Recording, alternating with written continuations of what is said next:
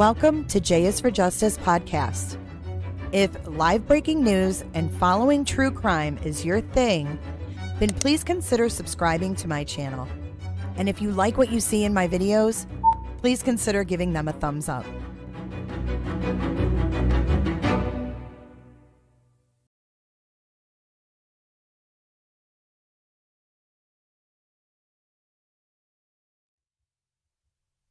Roberta. Hey, Roberters. Happy hump day. Welcome to J is for Justice. My name is Jay. I'm your host, and I don't have my headphones on. Welcome to my channel. If you like what you see here today, please do consider subscribing and giving this video a thumbs right up. Thank you. Hello. We are convening a little bit early. We have the press conference in about an hour, but we are convening a little early today because I found some stuff that I wanted to run by you guys, because the last time we went live, I didn't know who Jack was and all this stuff. And there was a lot of people talking about Jack. So I did some searching of my own, and I'm going to show you guys what I found, and I don't know how accurate it's going to end up being, but we will see. So I want to say hello to the moderators and members that are here today. Hello, Skittles and Rex, Onesies, Wait What, Carol H, Rose, Angie B, Potato, CR, and Snow. Welcome, guys. If I missed anyone, I apologize. If you could also vote in the poll. The poll we have. Hello, beautiful Cheryl T. So we're just going to be doing a little bit of looking at what Jay found on Google. And that could be dangerous and it could be not dangerous. So we don't know. She does not know. I don't know. Hello, Perfectly Imperfect. Hello, Chris. And if you would like to know how to become a member, Roberta, aka Roberta, that will be scrolling in the chat as well. And then we also have 2 days. 2 days. It's Thanksgiving Eve. Oh my gosh. It doesn't even feel like Thanksgiving. It's hotter than Hades outside. So happy Thanksgiving Eve and happy Thanksgiving, everyone, tomorrow. All the Americans, lados. Hey, Phil. So tomorrow is the final day. To get your $10 donation gets you an entry into the 32-inch TV. And all you have to do is donate at least $10 to Jays for Justice at PayPal, Cash App, or Venmo. So thank you so much for everybody who has already participated. I think it's cool because a lot of people donate anyway, but it's a way for me to give back. So happy Thanksgiving to everybody. And let's move on. Oh, it's not raining here. It's sunny and humid. We had rain earlier. So we probably had your rain, or you have our rain now because it rained earlier and it's really humid. Hey, Sandman. Happy Thanksgiving. I hope you guys get really full and you're going to bust at the seams and you have all that good food tomorrow. I can't even believe tomorrow's Thanksgiving. That is wild. That is really wild. Okay, so let me show you really quick before this presser begins. And if anybody knows the best channel that's going to be airing this, like when it gets close and they put the event up, if you could let me know what channel that's going to be. I've got a couple sitting. Oh my gosh, Donna, that's horrible. I am so sorry that happened to you. But Donna, if you could just give me a like, that's awesome. Thank you so much. And Donna, I hope you get all that straightened out before Christmas. Ouija board. Do. What is your zodiac sign? I'm a Scorpio. I am a Scorpio through and through. La. Yeah, I don't know what the temperature is, Rose, but it's humid. It's muggy. So I had to shut the windows and turn the air on. I'm bummed. I like having the windows open. Okay, so let me show you the first thing that I was doing. I'll walk you through my crazy process in the mind of Jay. Oh, first of all, before we get into that, I want to show you this video from the Walmart shooting overnight. I had a video that I put together really early this morning, like 5 a.m. And my iMovie kept erroring. So I never got to even put it together. So anyways, this was part of the movie or the video, and I was like shooketh by this. Let me zoom it in. This is someone who just came out of Walmart, and this guy is on his phone filming. And now, trigger warning, because she is like shooketh. She is extremely upset. But here, we'll just play it. This is raw, you guys, just so you know. We just did the motherfucking active. He waited till everybody was in that motherfucking break room. It was a manager, And you know guys. what? I saw him when you were in the office. Yeah. You alright? No. Well, I know. I'm talking about, are you alright? So sad.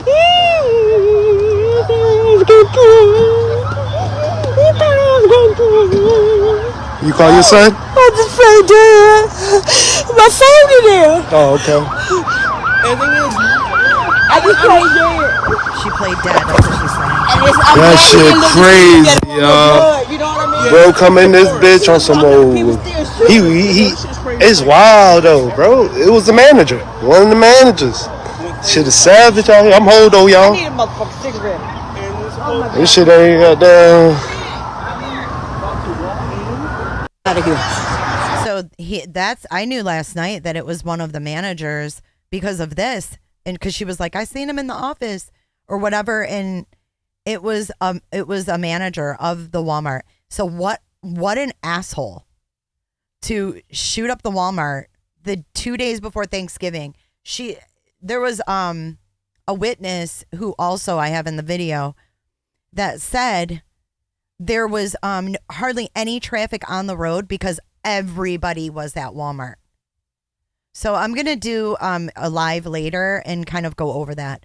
I want to stick to the point now of this, but I wanted to share that with you guys because I thought it was just so shocking. And it's like, why? Yeah, why? I don't know. The world has gone mad. Hey, Scissors Goats, Lizzie Bones bringing in, instead of fainting goats, we have scissoring goats. Okay, so this is where I started yesterday, and bear with me here. I was looking at articles, and then I was looking at all of their GoFundMes, and I saw that this girl, Maya Hippenstyle, was organizing this fundraiser for Xana's dad. So from there, I looked up who is Maya, and I found a picture of Maya. These girls are so pretty. Like, none of them look bad. Like, what? When I was their age, I did not look this pretty. I still don't look this pretty. But what I'm saying is they're just, I don't know. It's crazy, but they're all really pretty girls. So this is Maya, and she's hi, Baby D. She's a very good friend. Hi, Rose. Thank you for moderating today, you guys. She's a really good friend of Xana, and that's who that is. So moving on from that, there's a lot to read in here. I didn't really want to do this right now. It's too much. But this is a really good thing I want to go through. It goes through all the kids' lives. This is another friend. This is Lillian Brennan. And Lillian Brennan worked with Kaylee as a barista during the summer of 2020 at Jitters Espresso in North Idaho. I'm just wondering where their COVID masks are in the summer of 2020. Wasn't that like the heart of COVID? Just saying. So that is their friend Lillian. And then what else? Again, that's her friend Maya. That's Xana's friend Maya. And she said, a goodbye between you and I is too permanent. So until I see you again, I love you forever and more. Thank you to all 4 of you for making my life and everyone else's life just a bit better to have you in them. You will all be missed endlessly. So she was friends with all of the girls and Ethan.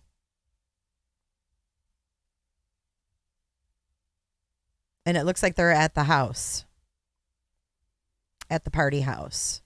So then the next thing I looked at, after reading through these little mini bios, I was like, who is Jack? So I saw his name in an article and I was like, okay, let me Google Jack's name and look at who Jack is. So some of you may have already seen this, but I hadn't. So I am going to show you. So this is Jack here. Jack DeCoeur. And it says played no part in the Idaho murders, according to Kaylee Goncalves' parents. And this is from her Instagram. So that is Jack. Okay, so let's not get confused because there's a Jack and there's a Jake. Can't make this shit up. Okay, so now we're going to go.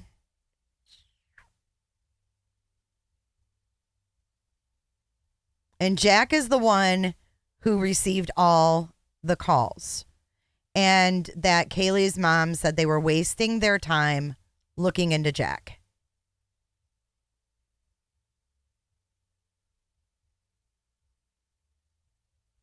Okay, so then I moved on and I found this on Heavy. Now this is Jake. So these girls were like sisters and their boyfriends were Jake and Jack. Does that make it make sense?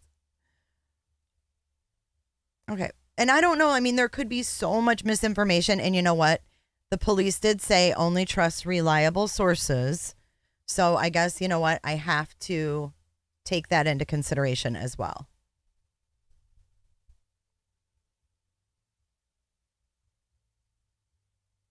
Three Jacks.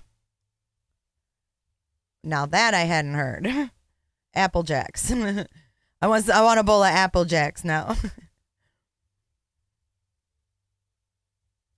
Okay, well, let's see this on Heavy. Why are there so many Jacks?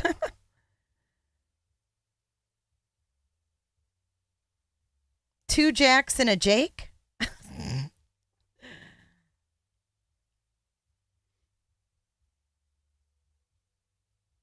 Titanic. Yeah, I guess all the pregnant women were watching Leonardo DiCaprio. That's crazy. Okay. All right. This was news to me. So this is Jake Schreiger. Okay. Madison Mogen's boyfriend. So this is Maddie's boyfriend, Jake. And his mom, Stacy, spoke out. They were currently boyfriend, girlfriend at the time of the murder. His mother spoke out saying that his world has been turned upside down by the slaying of Mogen and her three friends. Jake Schreiger's mom, Stacy, says to the New York Post that Jake and Maddie were like peanut butter and jelly. The next.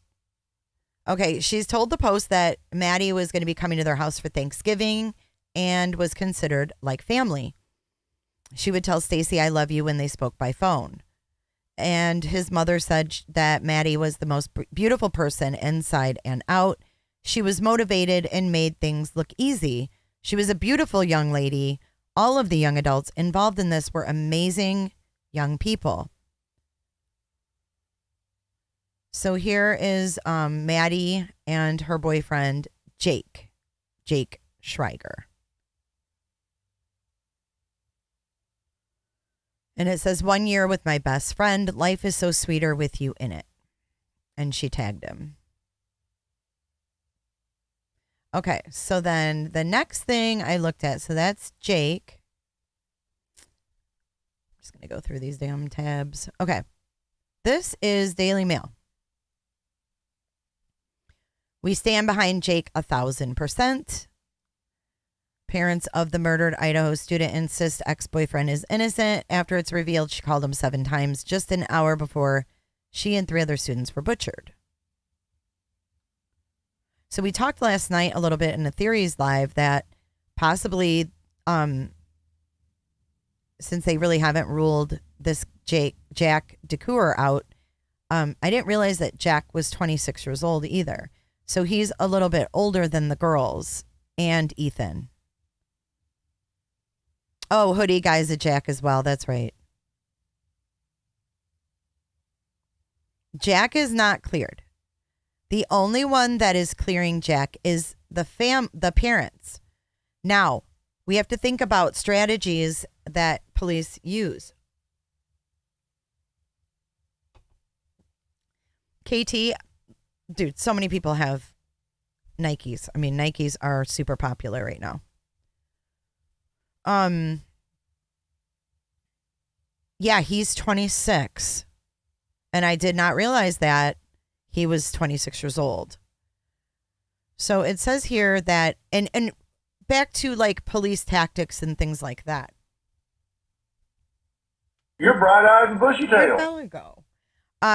They could be, the mom could be working with law enforcement if he is a suspect to make him feel like he's not a suspect, if that makes sense. I'm not saying that's a fact. I'm saying that's a possibility. They do that all the time. So they said, yes, the guy that was at the food trucks behind them, they described what he looked like, and they said he was cleared. But this guy that they called, all they said was, we are aware of the calls made to an individual's phone or something along those lines. They just said, we're aware those phone calls were made. But then he changed the subject and he went right to a different part of the case.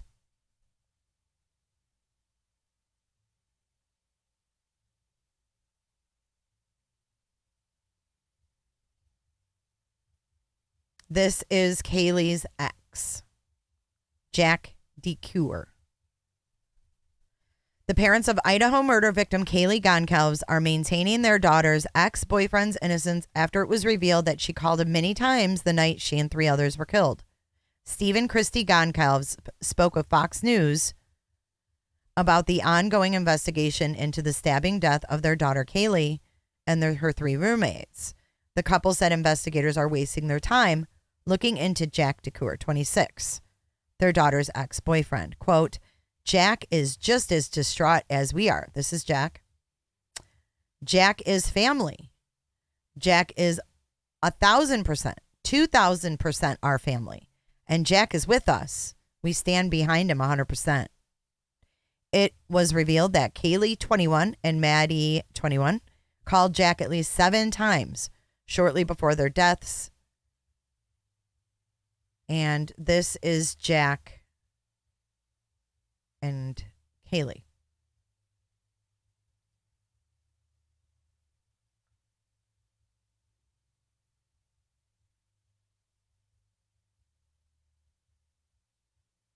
So this is Jack.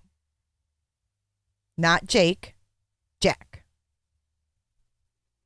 No, not what I was expecting either.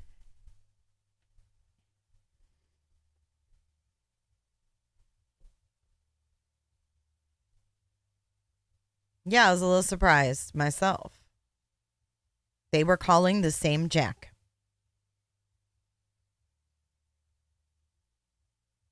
Now, my question is, did Jack come over? Was he one of them that was called also at noon or in the morning to come over? Was he the 911 caller?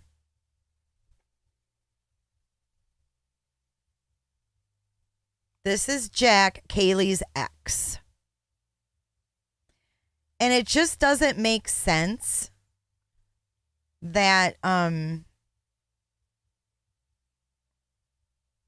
I don't know who Bearded Jack is. I don't know who you guys are talking about. All I'm telling you is this is on heavy.com. Or no, sorry, Daily Mail. Murder victim Kaylee Goncalves and her ex-boyfriend Jack DeCoeur, 26. Here's another one.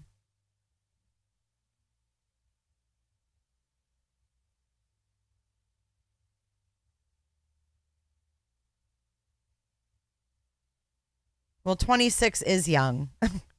At least to me it is.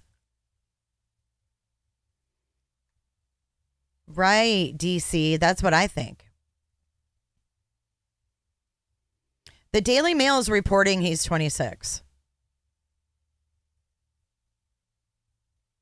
And they had been together for a long time because they went to homecoming.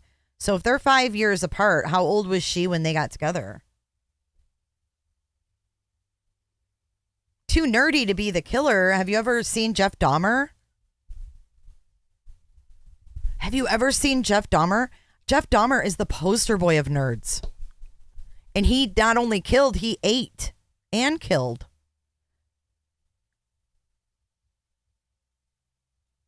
Nine years? So if he was 26, that means he was 16 and she was like 11? That doesn't even...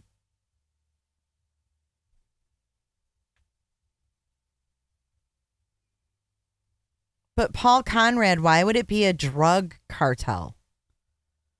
What about this has anything to do with drugs?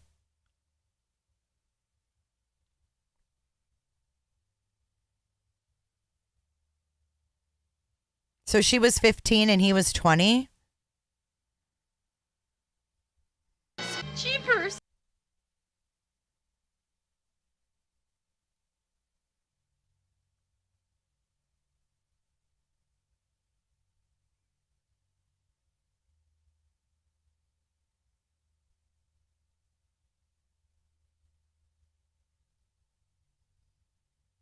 What has to be a misprint? The 26-year-old?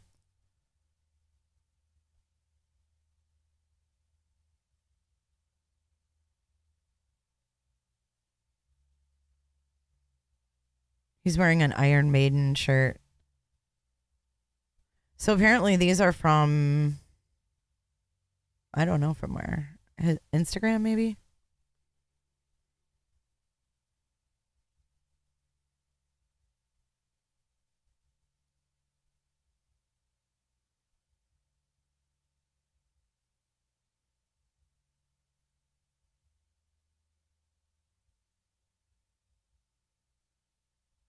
Paul Conrad, I mean, I can see it's a party house at a college. Like, I don't see these kids dealing drugs with the cartel. I just don't. Maybe I'm wrong. Oh, I don't think he's handsome. I mean, I'm surprised. I figured she would have like some eye candy going on. The presser's in a half hour. But this isn't about looks, you guys. This isn't about looks and whether or not she would date him. She did date him. This was not, I just don't think this was a cartel. It was, I mean, if you saw the kitchen and all the booze, it was a party house. It was a college campus.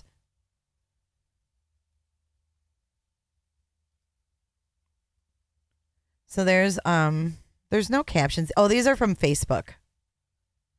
These are taken off of Facebook.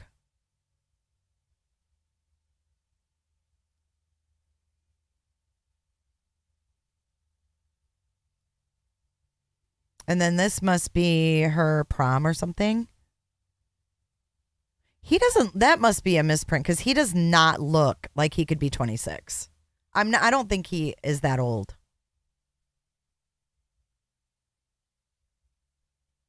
He does not look like he's 5 years older than her.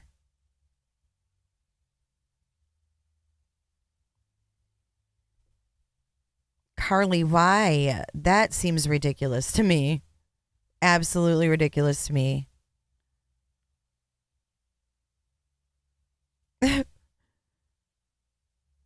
I could have told you that, Lulu.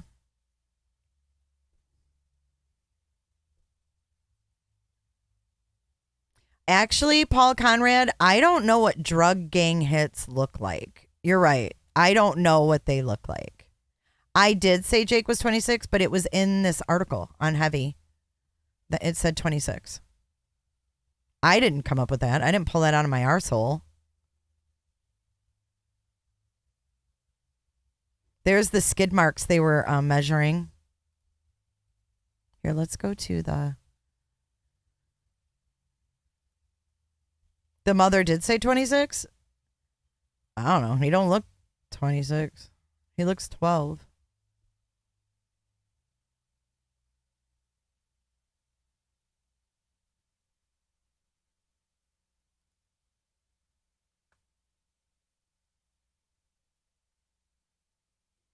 There's the tire tracks. I read in more than one article that Jack, the boyfriend, is currently a student. Are you sure it's not Jake, the boyfriend? Because Jack is Kaylee's ex. Jake was Maddie's current boyfriend.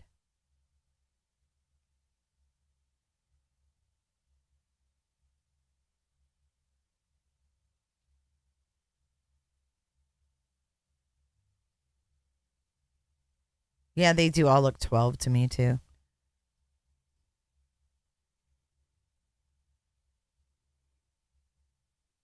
No, I know. I look young for my age, too. But, like, yes, that is a big complex, Alicia. I've got more to show you guys, so I got to hurry up.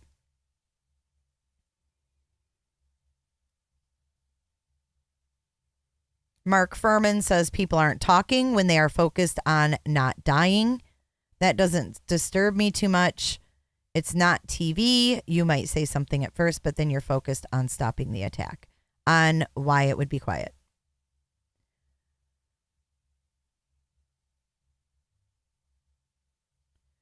Now, this stuff right here,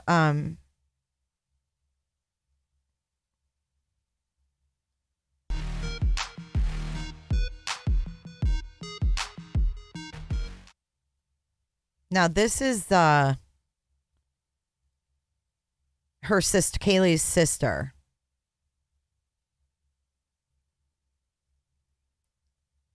Oh, that Range Rover is not brand new. You can see it in the parking lot. It doesn't even look brand new. It's not a new model. So this is from the City of Moscow Police Department. Oh, wait. There's something else in here. Okay, there's Zaina and Ethan outside of the house. And if you look close at this photo, I mean, just further proof that it was like probably... Thank you, True Crime King, for your super sticker. Appreciate you.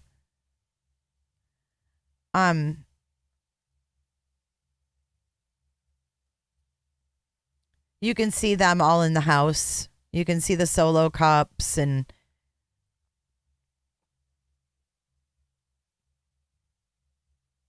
Now, if anyone looks 26, he looks more 26 than that Jack kid.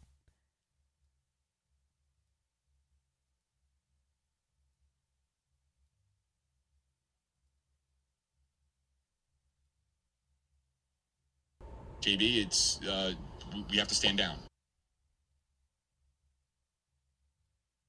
Just seeing the inside of this house is pretty chilling.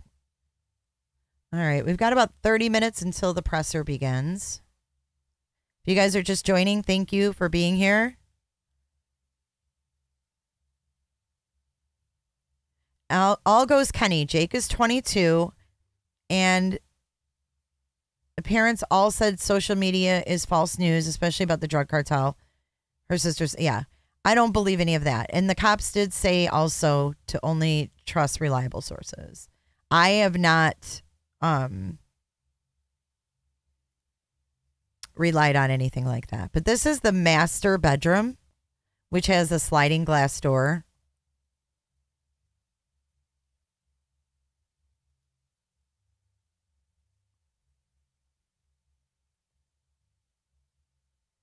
And this is the Daily Mail also saying that this is, in fact, blood.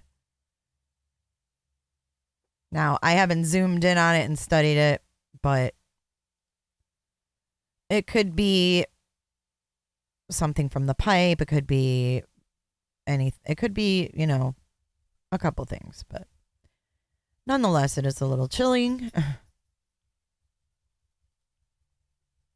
Now, this is one of the two roommates who was not injured at all. So this is Bethany Funk. I don't know if I'm saying that right. Funke Funky Town. And then we have Dylan Mortensen. And this is Dylan Mortensen.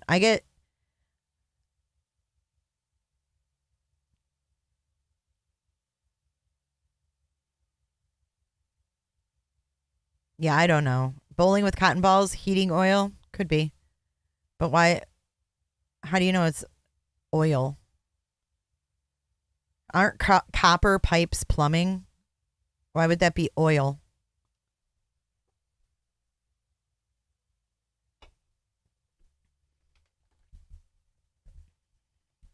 Oh, it's okay. Well, it looks kind of bloody.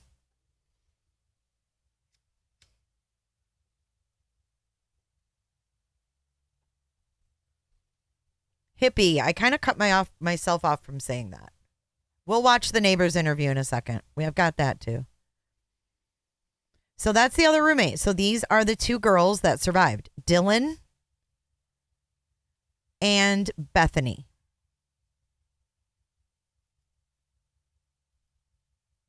And you see Dylan and Bethany are also in this photo with the girls.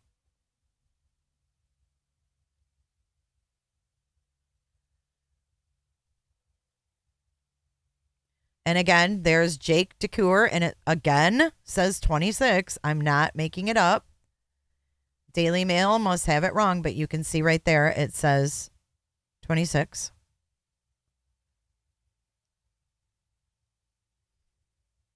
I haven't seen any mainstream media speculate about anything about drugs or anything inappropriate. I really have not. I'm going to be honest, not the mainstream media. I don't know about YouTube. But at any rate, this is Kaylee's ex-boyfriend, Jack. Jack. Yeah, they all look alike. It could be the same girl they're showing me.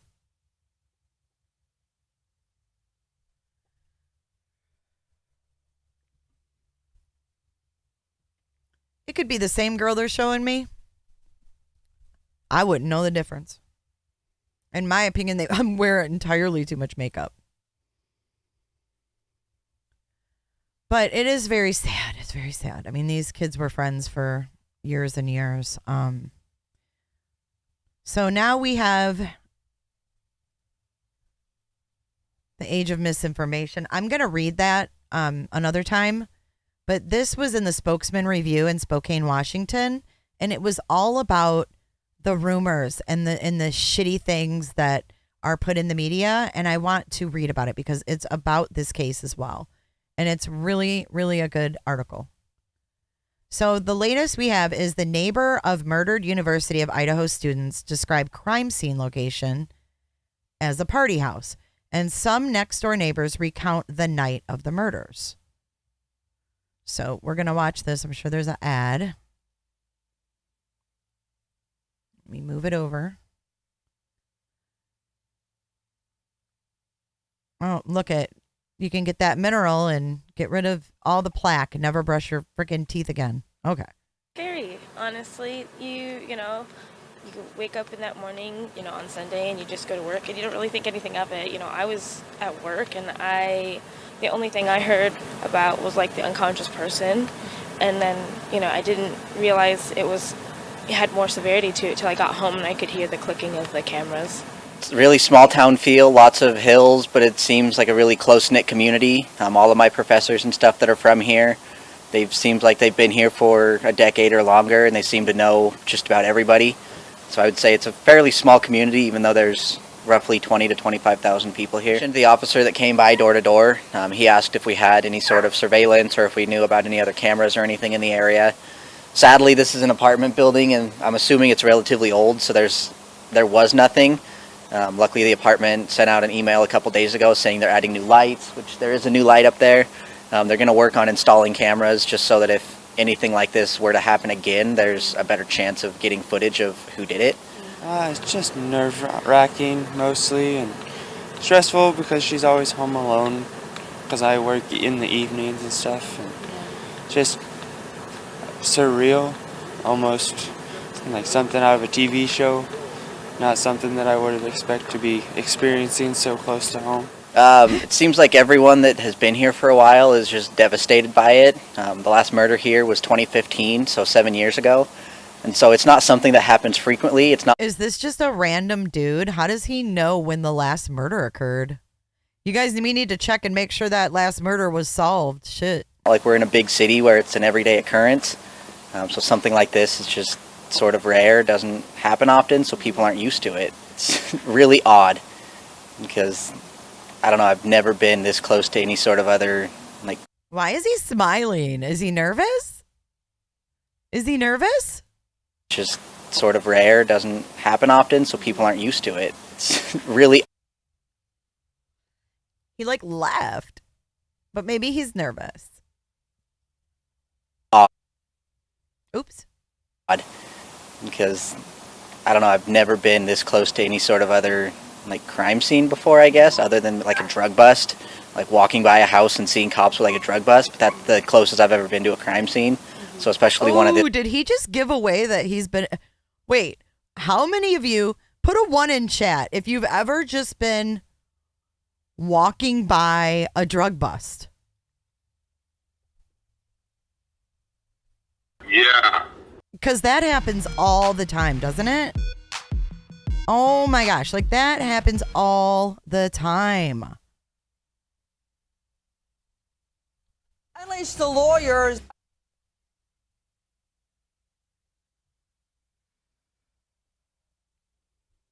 The last murder was in 2015. And, you know, the only time I've ever seen a crime scene is, you know, when I was just walking by. I was just walking by this drug bust and I just saw that a few times, but nothing like this.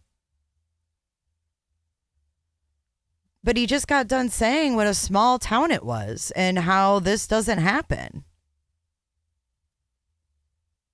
This type of thing is rare. People are freaking out.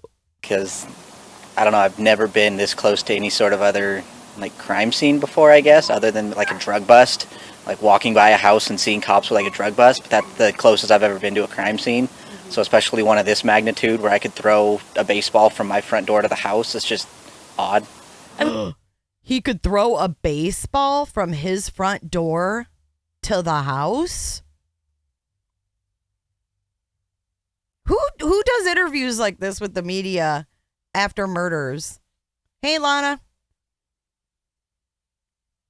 I mean, for my sister, she lives pretty much across the way. She lives in Alpha Gamma Delta. And for me, she walks to my apartment almost every day. And so the concern for me is just her walking by herself in the dark a lot now. Because, you know, in the summer, you know, it's daytime. It's not as scary. But in the dark now, for me, my concern is I just don't let her walk here by herself unless it's during the daytime, and I'll go pick her up now because I don't like her walking by herself. No, I went to bed early that night. Yeah. And then I woke up.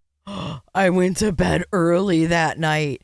The media asked him, where were you that night? Did you see anything?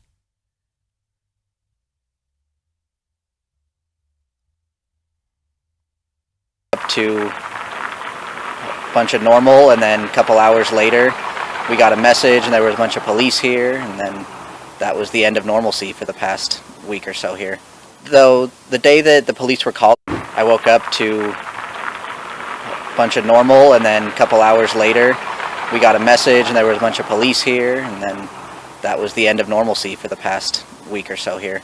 Though the day that the police were called here, about an hour or two after that, an officer came by and just went door to door along here just asking if anybody had seen or heard anything.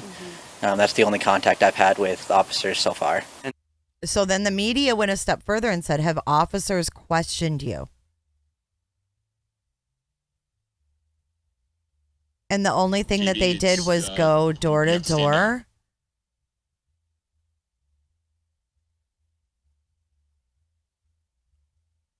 Thank you, True Crime King. He was asleep, but does he live by himself? Dude, he said he lives a baseball. He could throw a baseball at their house. This isn't someone who just lives on the street. This is someone who lives his own words, a baseball throw away. And then I had left for work like around 11:45, and I never saw or heard anything. Yeah. The night before, I was up till like 2 and never heard anything at all, anything out of the ordinary. Like it's just been crazy with just how quiet it's been. Yeah. Because we're used to having like some sort of music, hearing music when we they come always home had from little work. gatherings, so they always had music going. So, you know, for us, we never assumed anything different. Yeah. Because they're so This used house to. did. Yeah. Yes. They Would you always say it's a party house? Not necessarily. No. They had like small gatherings, maybe like 10 people or so, and it never really got crazy other than like the usual college student stuff. But they were actually pretty respectful, considering. The house, occasionally there were parties that were kind of loud. Most of the time it was pretty self-contained. But yeah, as I would take my dog in and out to go to the bathroom, I would just be walking by, I would look up and I would see people in the windows almost every night, probably 4 or 5 nights a week. So there were a lot of people that went into and out of that house pretty frequently. So yeah, it was kind of a party house, but again, this whole neighborhood is sort of like a party neighborhood because it's just off campus, so you sort of don't have to follow the university rules. I hope whoever did it gets found because... Oh, shit. You don't have to follow the university rules. Okay, so this guy said he lives a baseball throw away from the house, and he specifically said he saw 4 or 5 people in the windows. What? Creeper? He was watching these girls. I don't know if he did it or not, but this dude was watching them girls. Parties that were kind of loud. Most of the time it was pretty self-contained. But yeah, as I would take my dog in and out to go to the bathroom, I would just be walking by, I would look up and I would see people in the windows almost every night, probably 4 or 5 nights a week. So there were a lot of people that went into and out of that house pretty frequently. And so yeah, it was kind of a party house, but again, this whole neighborhood is sort of like a party neighborhood because it's just off campus, so you sort of don't have to... Was he a little butthurt when he would take his dog to go out to the bathroom and they would be having their little gatherings and he wasn't invited? I don't know. This is weird. It's a weird thing to say. I would never admit at a time like this that I even noticed what was in their windows. Like, I would know that if I did look at their windows, it was none of my beeswax, and I definitely would not admit that if I didn't do anything wrong. You know what I'm saying? That's just weird. Weird. However, I did have a neighbor that walked by my house. Tell me if you guys think this is creepy. He walked by my house. He walks his dog. And I was outside working in my yard, and he was like, hey, and like struck up a conversation. And he was like, what do you do? He's like, I noticed when I walked my dog one night that you have a microphone and this stuff set up. And I was just like, ooh, this is kind of weird. I just would never admit to someone that I looked in their windows. It made me feel like some type of way. But yeah, like take your dog out to go to the bathroom. I don't know why he would be near their windows. Follow the university rules. I hope whoever did it gets found because 4 people is not something that you just walk away from and act all normal. Mm-hmm. And so whether or not the cops think there's a danger, I disagree. I think there is a danger because 4 people shows that person's dangerous. So I hope he's caught, preferably before I get back from break. What? I hope he's caught, preferably before I get back from break. Okay. They Would you say it's a party house? Not necessarily. They had like small gatherings, maybe like 10 people or so, and it never really got crazy other than like the usual college student stuff. But they were actually pretty respectful, considering. The house, occasionally there were parties that were kind of loud. Most of the time it was pretty self-contained. But yeah, as I would take my dog in and out to go to the bathroom, I would just be walking by. I would look up and I would see people in the windows almost every night, probably 4 or 5 nights a week. So there were a lot of people that went in. Okay. Now, let's take a look at the house again. And let's see what windows he could be looking at, right? What windows would he see people in? It would be the second floor. I'm not sure where this clown lives, but here's an aerial view. Can you guys see where the conference, can someone see where the conference is going to be streaming? They should definitely have an event.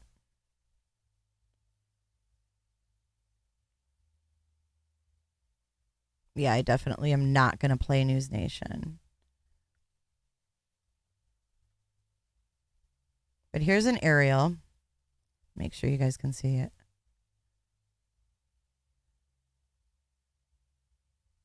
He would have to be, I need the side view. Right here. So did he possibly live in this little blue house to the left, maybe?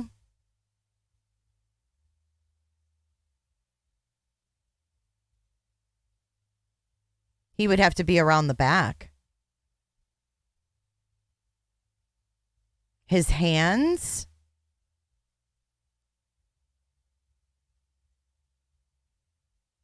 He would have to have seen them around the back.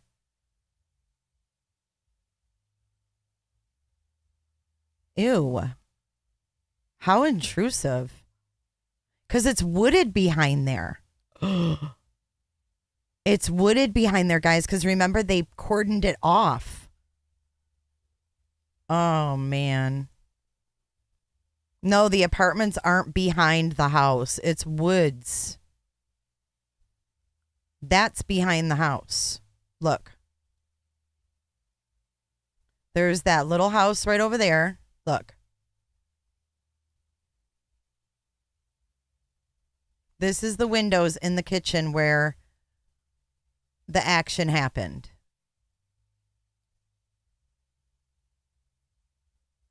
No, you wouldn't be able to see them if you were walking around the block. You would have to be in the back of the house to see them in these windows.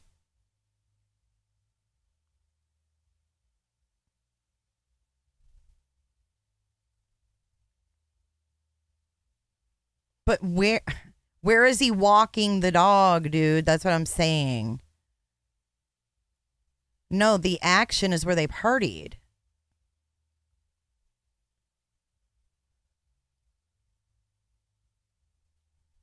I will, Daniel. Yep, that's exactly where the 2 stools were. And we also think that the perpetrator came in the back. I don't know. I think it's weird. But I think everything's weird.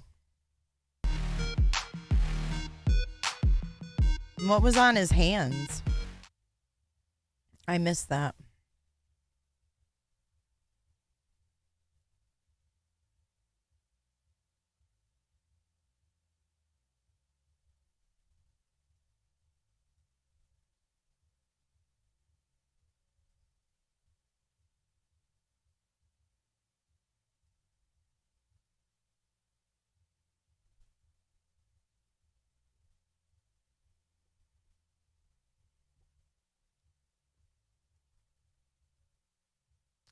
In your mouth to rebuild your gum. How do I get rid of that and get a different ad? You know, you can wake up in that morning, you know, on Sunday and you just go to work Okay, and you don't where's really his think anything of hands? it. You know, I was at work and the only thing I heard can't when I see could his hear the hands. clicking of the cameras. It's a really small town feel, lots of hills, but it seems like a really close-knit community. All of my professors and stuff that are from here, seems like they've been here for a decade or longer, and they seem to know just about everybody.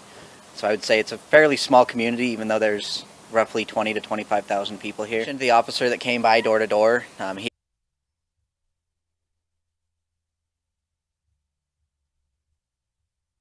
I could hear the clicking of the cameras.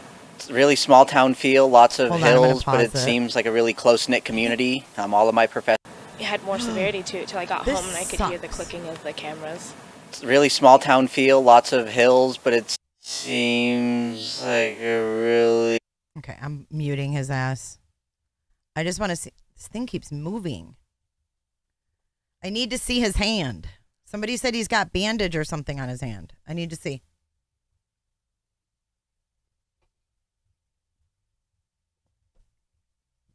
Do we have a channel for the presser? No, this is not on YouTube. This is on the web. There's ads for everybody.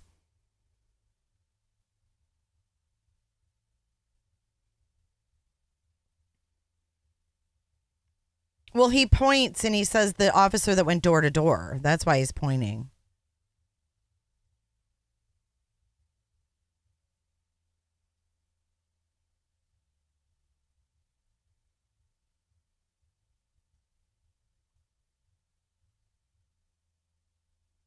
No, not CBS. I have a local station that. Okay, there's his hand. Dang it. I missed it. I freaking missed it.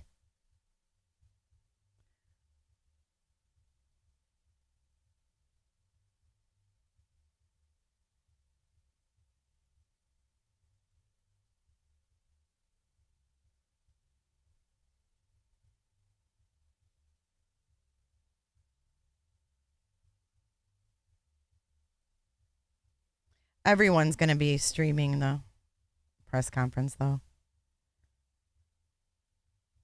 Come on, dude. God, I slowed it too much.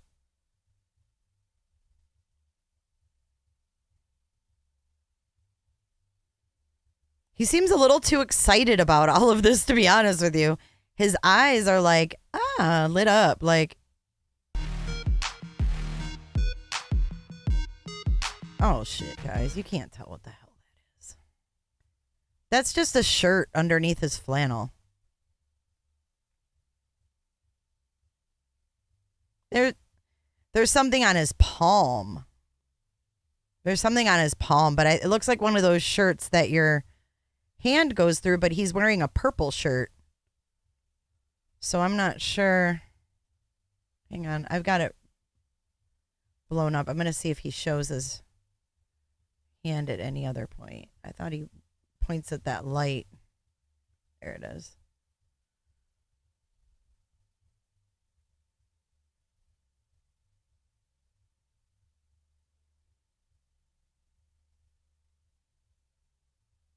It's like he's got something that, like those shirts that go around your thumb, possibly.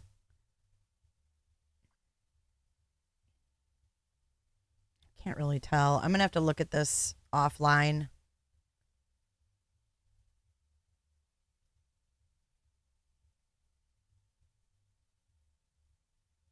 Oh, it's definitely just a shirt, you guys. Look.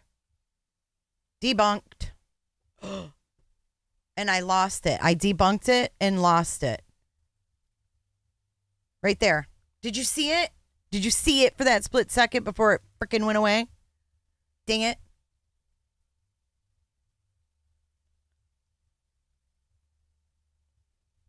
No, it was literally one of those shirts. Trust me. I just saw it. I know. I got to find this press conference. We'll get back to that after.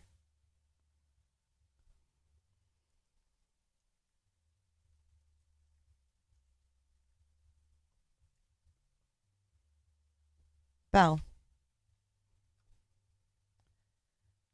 Because they started right on time, the last one. I think it's KREM. Here we go. Yep, we're waiting. We are live. Oh, thank you, Rosie. You're welcome. Thank you, Rosie. Rosie, they just thanked you. Guys, I am just hoping and praying that we get some kind of answers and these families get some answers today. Oh, white boy, happy Thanksgiving to you and Noelle. Give her my love, and I hope you guys have a great Thanksgiving.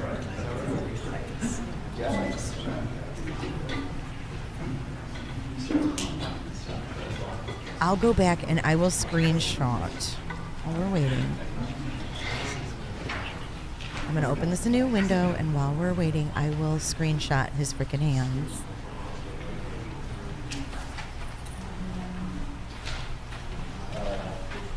Just because he does not have bandages. If he did, Just wanted to let you guys know this is the final 5-minute warning.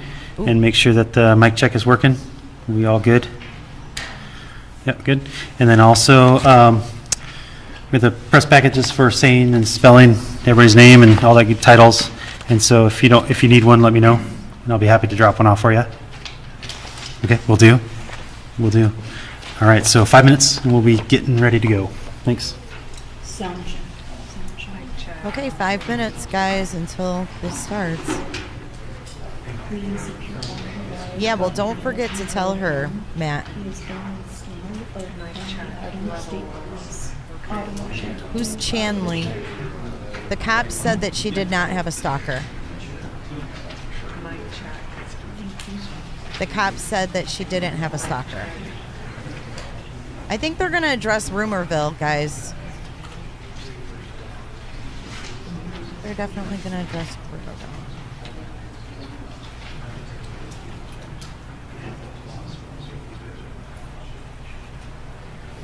We are at the University of Idaho and expect to hear press conference regarding eligible matters of 4 Univ students that were off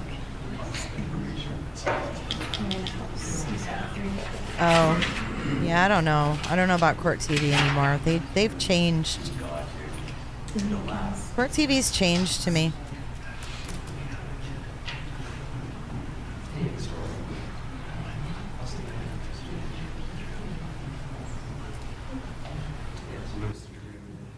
It's getting to the point where these reporters aren't fact-checking things because they want the first story, because they're already now competing with podcasters and YouTubers and Twitter people and boots-on-the-ground people. So they aren't just competing against their own media. Sorry, I forgot the most important part of my job. I just want to let you guys know that there will be a question and answer time. We're going to try and extend it today to be a little bit longer, so that way more people have the opportunity to ask questions. We have a gentleman who will be passing around a microphone, and he does not know what organization you're from, and so this will so it's purely random. So please keep questions to 1 or 2, and we'll try and get to as many people as possible. So thank you. Thank you. For the record, thank you for being here. But no, like for real, like they have all this competition now, and I think that's why Nexstar sued me. Because JB Bueno is in the Tampa Bay area, and they didn't like that I was reporting the same thing. So, whatever. I feel like Court TV and a lot of networks have changed. Showtime. Good afternoon. My name is Chief James Fry with the Moscow Police Department. Joining me today is Captain Roger Lanier with the Moscow Police Department, Moscow Deputy City Supervisor Tyler Palmer, Colonel Kedrick Wills of the Idaho State Police, University of Idaho President Scott Green, University of Idaho Dean of Students Blaine Eccles, and Latah County Prosecutor Bill Thompson. We are thankful for all the tips and leads the public has provided in Ethan, Xana, Kaylee, and Madison's murder investigation. No bit of information is too small, and every tip will be pursued. So far, this information has helped investigators build a picture of the areas of interest and the relationships these 4 had with each other and our community. We still believe there's more information to be gathered, which will continue creating a window through which we view this case. We all want to understand why this happened and what drove someone to do this. The families of those involved and our entire community deserve to know. We ask anyone with any information related to what happened with these four who are in our community, their interaction with others, and whether they expressed concern or commented about someone or something strange, to get that information to us. Even if you don't believe it is relevant, investigators will review and determine if and how your information builds the picture. Sometimes what a video or picture doesn't show is equally as important as what might be there. Information on how to submit tips and updates on the investigation can be found on the Moscow Police Department webpage. We continue moving forward to understand why this occurred in our community and seek answers to bring justice for the victims and their loved ones, because they deserve it. I personally want you to know we care, and we will continue to work hard to get these answers for these individuals. At this time, I'd like to introduce Captain Roger Lanier for an update on what we can currently share about this investigation.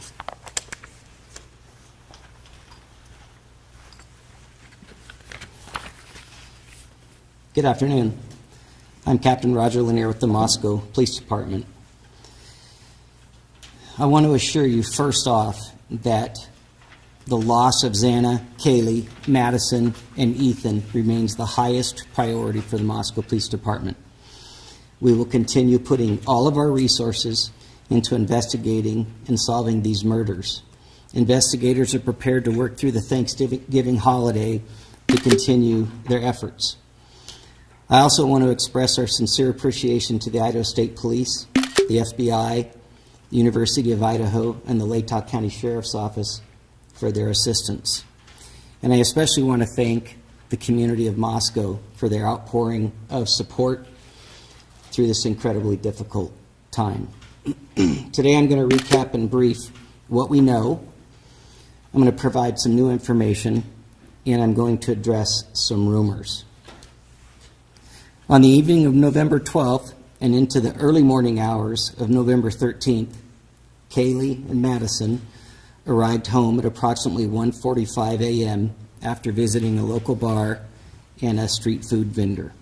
Ethan and Xana were also out in the community at Sigma Chi, and they arrived home at approximately 1:45 a.m. Two surviving roommates who were also out in the community arrived home at approximately 1 a.m. Later, on the morning of November 13th, at 11:58 a.m., a 911 call was placed. The call reported an unconscious person. The call originated from inside the residence, and a surviving roommate's cell phone was used. During that call, the dispatcher spoke to multiple people who were on scene. Moscow police officers responded and found two victims, two on the second floor and two on the third floor of 1122 King Road. The results of autopsies indicated that the four were stabbed multiple times and were likely asleep during the attack. Some had defensive wounds, and there was no sign of sexual assault. We do not believe the following individuals were involved: the two surviving roommates, the male seen in a grub truck video circulating on the internet, a private party who drove Kaylee and Madison home, any of the individuals who spoke to the dispatcher on the 911 call. We're also aware of a male whom Madison and Kaylee had called several times the morning of November 13th, and we do not suspect that individual. Detectives have canvassed the neighborhoods looking for evidence, physical evidence, video surveillance, and they've contacted numerous residents to see if anybody may have seen or heard anything. They continue requesting tips that can be sent to our tip line or called in to our tip line. The specific areas that we're interested in are detailed on maps on our city website and our Facebook page, but as stated earlier, generally south of Taylor Avenue to Palouse River Drive and the area west of US 95 over to the Arboretum.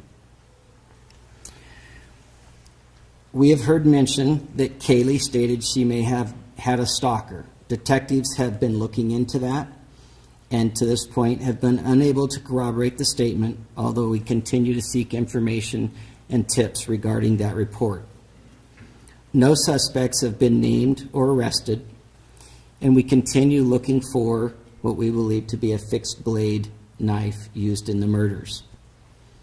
We have not released the names of any of the subjects who spoke on the 911 call, and we have not released the call itself. Any online reports of the victims being tied and gagged are not accurate. Regarding the resources that we've put forth in this investigation, the Moscow Police Department has 4 detectives, 24 patrol officers, and 5 support staff dedicated to this investigation.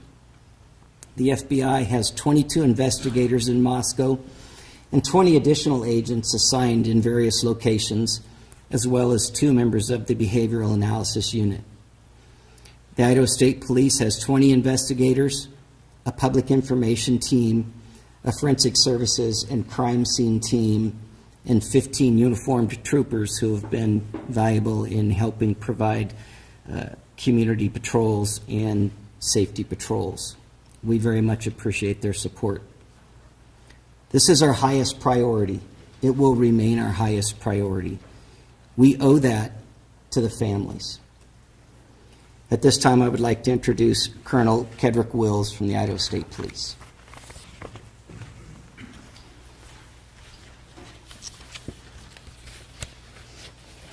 Thank you, Captain, and thank you for those that are in attendance today for your attendance. We really appreciate this.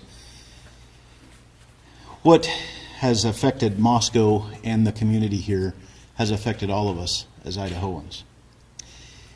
We have a way in Idaho that the communities come together in tough times, and this is one of those tough times.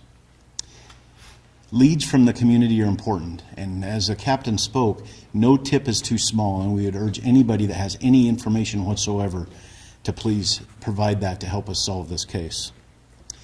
The lead agency of this case is Moscow Police Department with Chief Fry and his dedicated team of professionals, and the Idaho State Police's role is to support them and their good work here. There is an awful lot of efforts going on behind the scenes, and I'll explain why it's behind the scenes in just a moment. But what can't be seen isn't always known of what we do in law enforcement, and I'd like to explain that in just a moment. But the Idaho State Police and the FBI continue to provide resources to this investigation. I would like to speak for just a moment, if I could, not about this specific case, but rather an overview of how cases are investigated, so that maybe it'll give some sense of the why of the timeline here. We understand you want answers. We want answers too. But these take time, and if I could explain just a minute about the process here of what we go through just generally in investigations. So we use in advanced investigative techniques and crime scene processing. So what happens when a call comes in, the original officers, the first officers that respond to a scene, and then once that they've got their work there and determined that they need some additional investigative assistance, then they call investigators to come and help process that scene. And oftentimes it requires a forensics team to help process that scene. And when I say process the scene, what we're looking for any evidence that may help us to be able to find the people or person responsible for what we're seeing. And so we're collecting biological evidence, we're collecting latent evidence, whether it's shoe prints or tire marks or anything like that. We're trying to collect that evidence. We're trying to we do that through photographs, we do that through 3D mapping to be able to map the scene. We identify and we mark evidence, and then we collect that evidence. And then we look for any evidence that we think may be helpful. And once that is done, then we package all that evidence up and we send it off to forensics laboratories to be analyzed to see if it can help provide clues of what's happening. All of this takes an immense amount of time. The reason this is important to understand is because it's important that while this is such a tragic circumstance that we find ourselves in law enforcement, we believe we owe this to the surviving families to get this right. And so we're not willing to sacrifice speed for quality. We do testing for blood, we do latent print processing, any documentations for anything at the scene so that we can reconstruct that scene at a later date. If I could share just a few statistics of this particular crime scene. At this crime scene, we collected 103 pieces of individual evidence. We took approximately 4,000 photographs. We've conducted multiple 3D scans of the residence, and we have hundreds of hours used by technicians and investigators, including our forensics team and detectives from multiple agencies. We've processed over 1,000 total tips and conducted 150 interviews. I hope that you understand that gives a little bit of a perception of just how complex this case is. We have the utmost confidence in this investigation and that this investigation will be done right. We ask you and we ask the public to please remain patient as this investigation unfolds. And please rely on official sources of information. We really appreciate the media's assistance. We know you have a job to do. We know that you're professionals and you do it to the best of your ability. And we're thankful that you're here, because without you, we could not get the correct information to the community that could help us solve this. So I can't overemphasize how much I appreciate and we appreciate in law enforcement your willingness to do this. What you are doing matters. And it matters in what we are committed to doing, and that is to, the best way we can think of to honor these victims and their families is to conduct this investigation correctly. Finally, I'd like to share that I've been in regular contact with Idaho's Governor Brad Little throughout this investigation. Governor Little is making available up to $1 million for expenses related to this ongoing investigation. As you heard the resources that are here in Moscow and throughout with this investigation, you can see that those expenses would add up quickly. Like all Idahoans, Governor Little is deeply saddened by the loss of these 4 bright and promising young lives. And he's making sure the state of Idaho provides all of the resources possible to ensure that the person or persons responsible for this are brought to justice. I'd now like to turn the time over to the University of Idaho President Scott Green.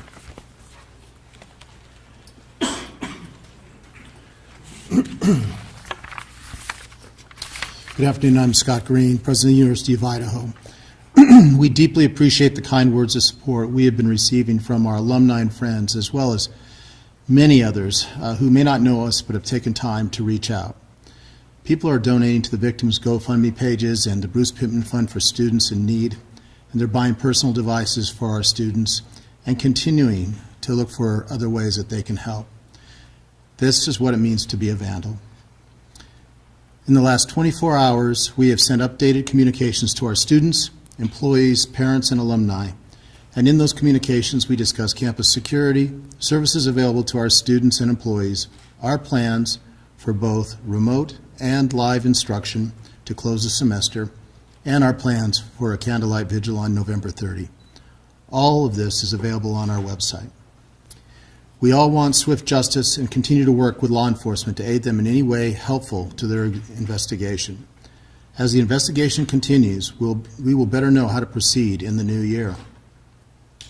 We will endeavor to find the balance among safety concerns, the need to grieve, and the long-term needs of all of our students and employees. Through everything we do, we will keep Kaylee, Madison, Xana, and Ethan, as well as their families and friends, in our thoughts and our prayers. Thank you. I'm sorry, I need to introduce Deputy City Supervisor Tyler Palmer. Tyler, sorry.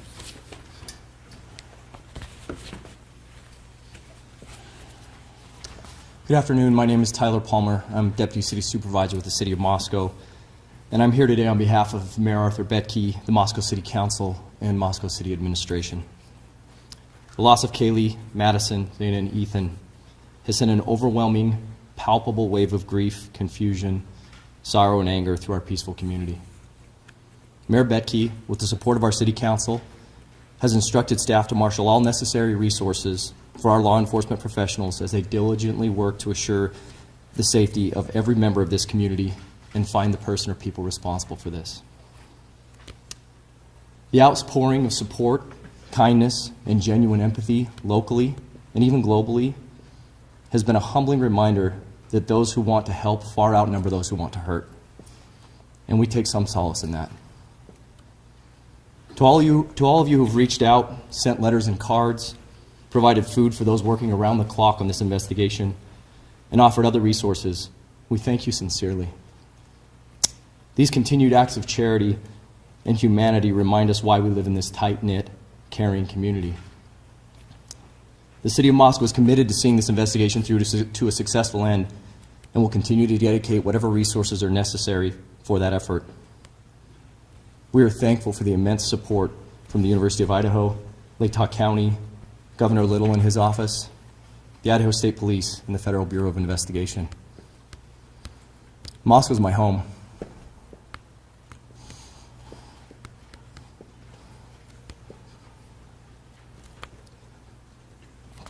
And I know we won't be defined by tragedy, but how we respond to it. We mourn the loss of these beautiful young people, and we will relentlessly pursue justice on their behalf. Thank you.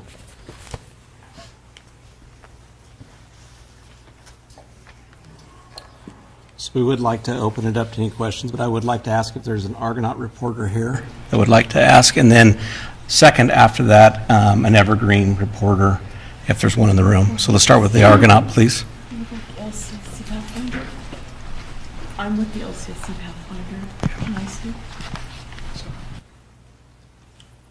James Torman Aldrich with the Argonaut. I have two questions, if that's all right.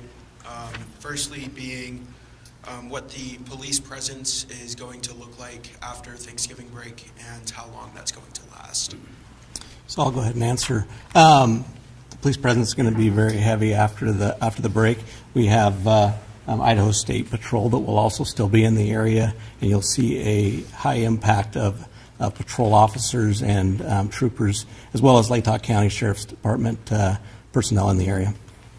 And then secondly, will there be any possibility of the release of the 911 phone call, even in transcript form? Not at this time. That's part of our investigation.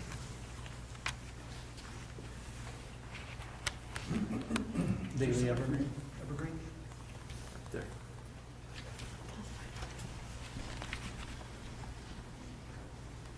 Frankie Beer, the Daily Evergreen. I guess the Moscow PD press release mentioned looking into hundreds of pieces of information about Kaylee's potential stalker. I was wondering what led you to believe she did have a stalker possibly, and why those pieces of information haven't come up with conclusive results. I'm actually going to let Captain Lanier answer this question. Okay. Thank you, Chief. We obtained information through some of our interviews that Kaylee had made some comments about a stalker, so that's where that came from. We have followed up looking at specific time frames in specific areas of town. So far, we have not been able to corroborate it, but we're not done looking into that piece of information. Thank you.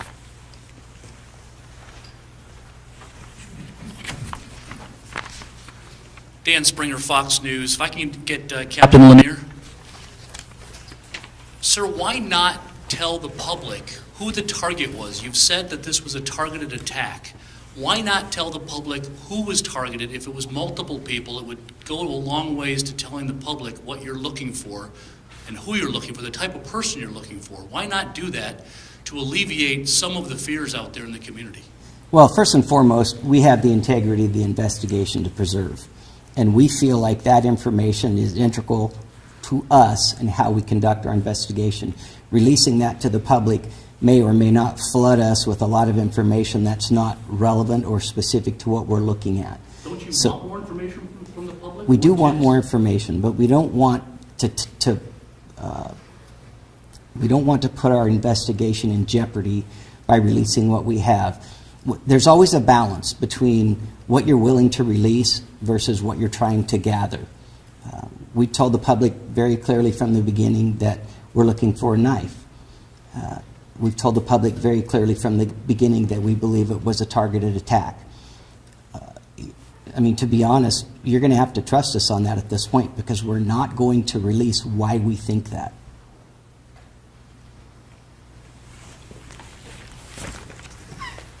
Lauren Patterson, Northwest Public Broadcasting. I see that the FBI set up a special web page just to collect digital information. I'm also curious if any of the investigators can speak to this. Curious if the Wi-Fi hotspot has been tapped at all. It's possible if the suspect had their phone on them, it may have pinged off the Wi-Fi in the residence. Has that been checked on at all?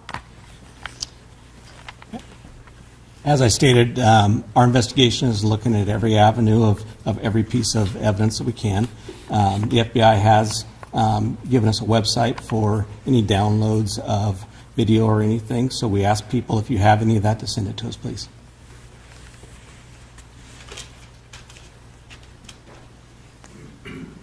Thank you. Natasha Chen, CNN. I have a couple of questions here. One, in many homicide cases, the first hours, the first days are so incredibly crucial. Now that we're moving into a window that's further and further away from the incident, does that concern you about the ability to arrest a suspect, or do you have information that you simply can't share with us that makes you confident that you're close to solving this? I'm going to have the Colonel step up and address that, please. Well, thank you for the question, and I would like to address it a little more globally than specifically. A little more globally here. Yesterday, as time goes on, I mean, we're time past the initial calls for service and the initial crime. However, we also, as time goes on, are able to process the forensics evidence, any forensics evidence that we may have collected, and so that helps us. And we're also able to process the tips that continue to come in, which may help us. And so, while time in one respect is not beneficial, in another respect it is, because it helps provide us with that whole picture of with all of the information that we're gathering, whether it's evidence or tips or any other information that we're gathering. It may help us to provide a clearer picture, and so it may help answer those questions that we're seeking as well.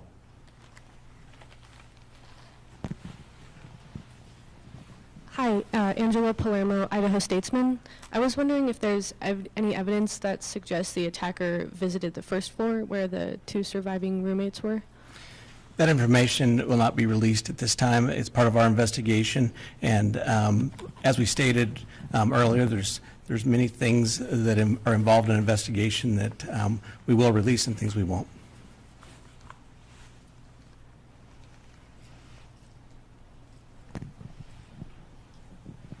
Good afternoon, Ashley Soriano, Fox News. I have two questions. Have you considered the possibility of a murder-suicide? Is that something that you guys are considering right now?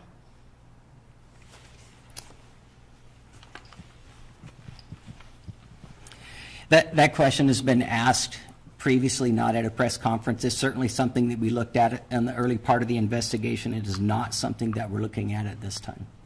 And I know some of the investigators' vehicles and police vehicles are coming in and out of the driveway. Do you think that potentially could disturb any tire marks or other evidence? Yeah, so the question has been asked about why did the crime scene tape expand, and that's not uncommon. When the first officers arrived, they tried to cordon off what they thought was important. We immediately expanded that when the investigators got there to process the scene. And logically, as this progresses, and you've seen this through our press releases, we have expanded it to several areas of the city and have in fact canvassed entire neighborhoods. So we try very, very hard to uncover every single bit of evidence possible in an area before we move on to the next area. So yes, we've looked at everything that we think we need to look at in and around the crime scene at this point. But do you believe that cars coming back and forth in the driveway, potentially like tire marks or foot marks, that there could have been? Well, it's a gravel parking area, so it would be hard to say that.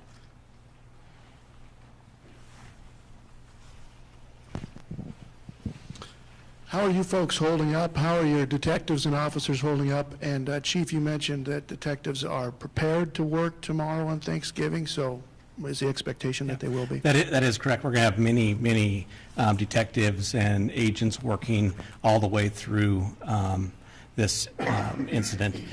Our people are dedicated. Our people care about this community. Our people want to ensure the community that we're here to bring safety and we're here to get a resolve on this. So we will continue to push through.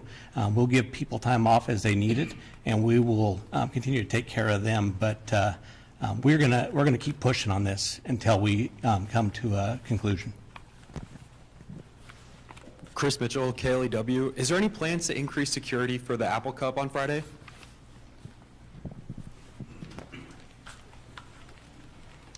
Well, I can't speak to what's going on in the state of Washington. I can only speak to what we're doing here on the campus of the University of Idaho in concert with President Green and his team. We are absolutely, with the Idaho State Police and the Moscow Police Department, we are 100% dedicated to making sure that this continues to be a safe place for students to do what students need to do. And so that's why we have so many uniformed troopers here that aren't necessarily assisting with the investigation, but rather here to help with the campus security. And President Green and his team have been fantastic in helping to strike that balance to make sure that we have law enforcement resources here. So while I can't speak what's going on anywhere else, I can tell you at the University of Idaho we have a lot of state troopers, a severe increase of state troopers and Moscow police officers here, both on campus as well as throughout the community.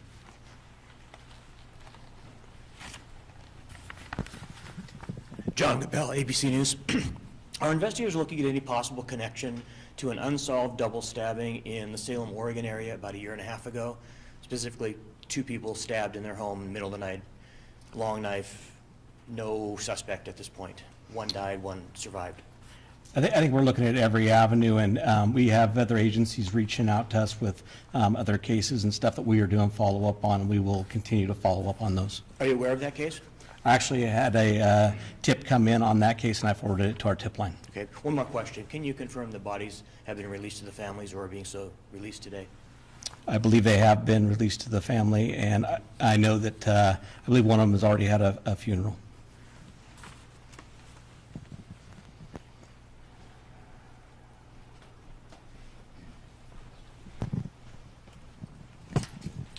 Destiny Martin with the LCSC Pathfinder.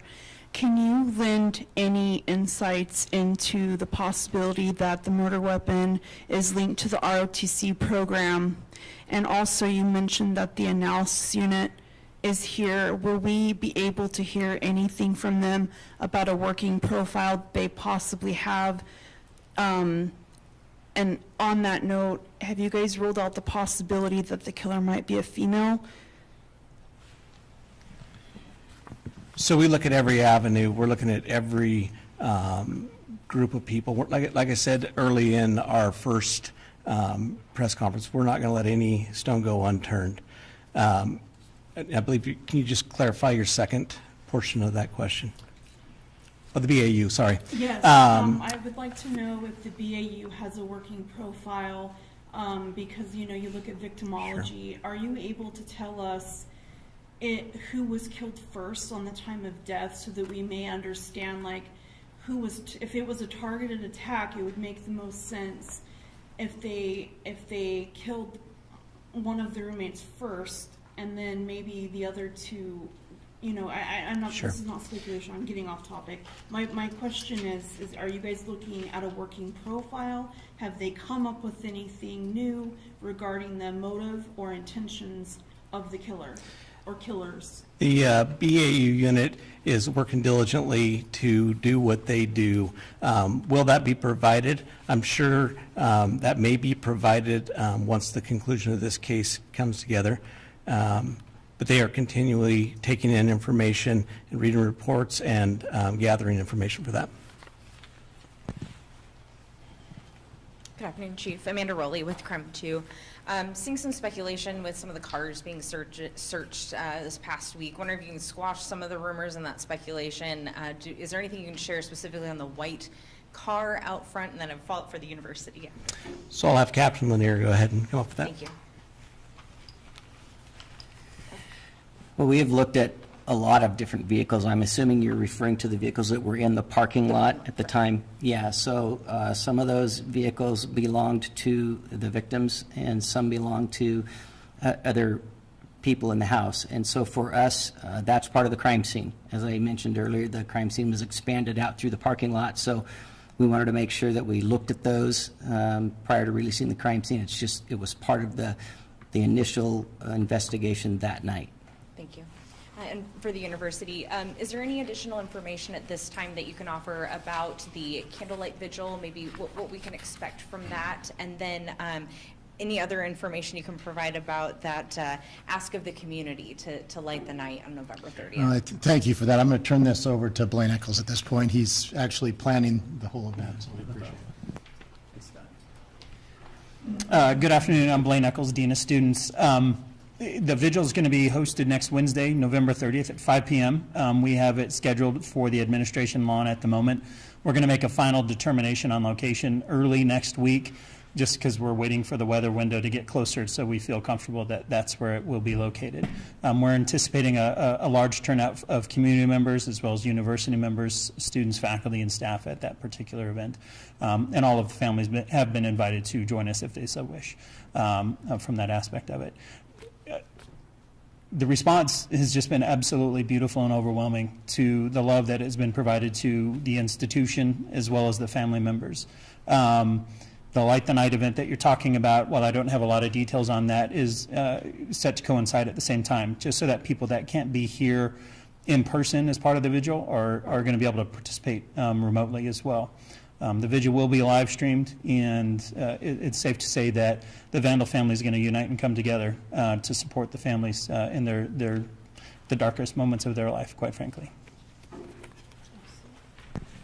So I'm going to go ahead and take two more questions, okay? Jordan Smith, KXLY. At this point in time, do investigators know which entrance the suspect used to enter the residence, if this was someone who might have known the door code at the front or maybe used the back door? Once again, that's part of our investigation. We're not going to release that information this time. Thank you.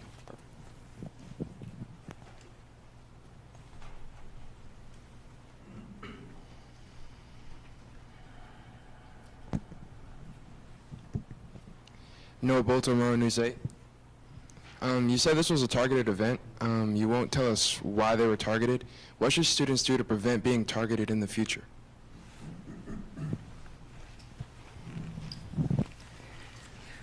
Well, that's a great question, especially in light of what just happened. If you would have asked us 9 days ago, we would have had probably a different answer. Moscow's always been a very safe community. In light of this, and maybe we should always look at it this way, vigilance, always traveling in pairs, knowing where you're going, telling someone when you arrive, and just that kind of general awareness.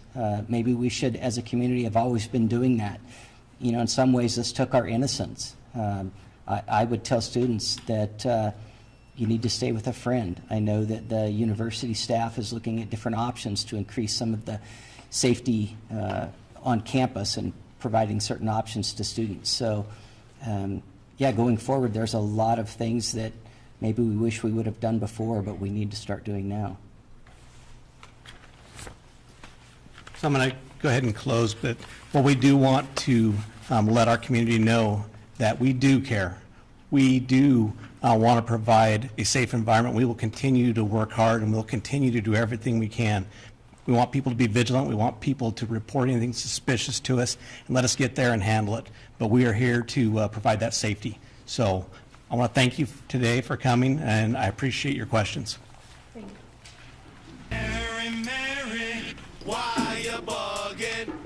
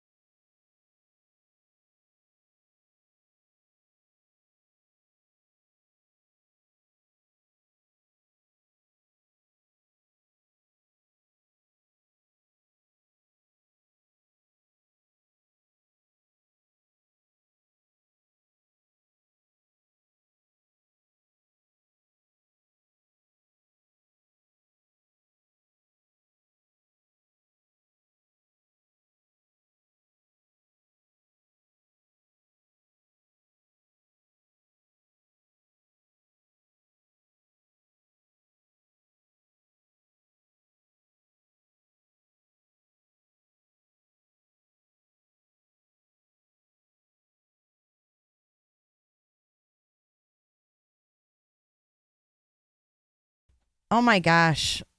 So sorry. I'm muted.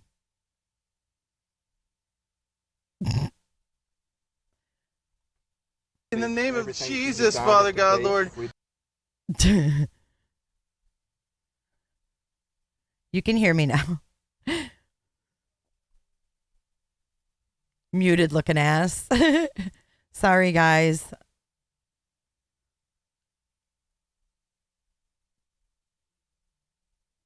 No, I'm here. Okay, I'm so sorry. Okay, can you guys hear me now? We're going to go to Google Earth because I'm interested in the neighbor. We are the world. We are the children. Lauren, I'll never tell. I'm sorry. I said the only new thing we learned was that multiple people spoke on the 911. I didn't talk during the press conference, but multiple people spoke.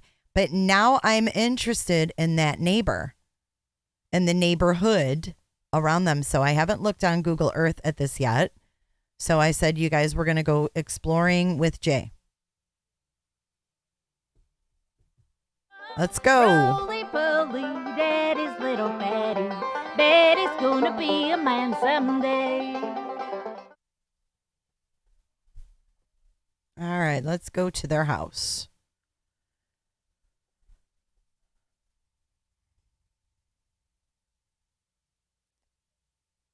I love that song too, Justice Jane.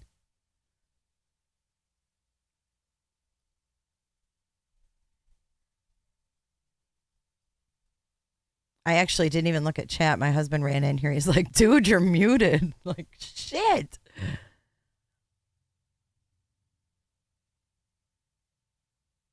All right. So this is the front of the house. Right where they park. Why does it say Queen Road? Oh, no. Okay, this is the front here. Okay, so this is the backyard, guys. This guy has to live. Okay, that's what I want to see is where this dude lives. Let's go over here. Oh, let's go right about here. Okay, so if we look over this way, there's a lot of trees through here. Okay, so this house here, I just wanted to see what it looks like. But on the back side of this house,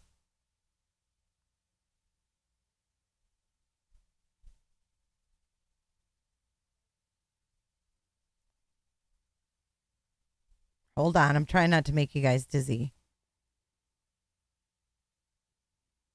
But I just wanted to see what it looked like. Oh my God, my mouse is going crazy. I'm sorry.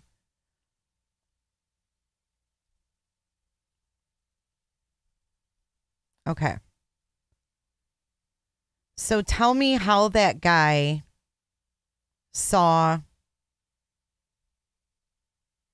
in their windows. Exactly. Unless he lives right there. Because if you're on Queen Road, which is, I don't know if you guys can see my pointer. Can you guys see my pointer?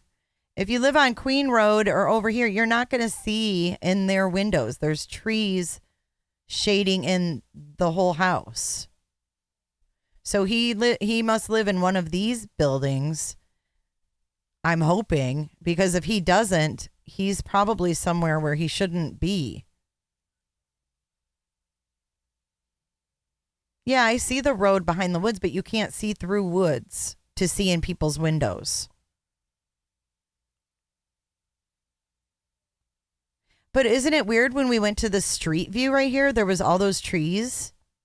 And then right on this part, there's hardly any.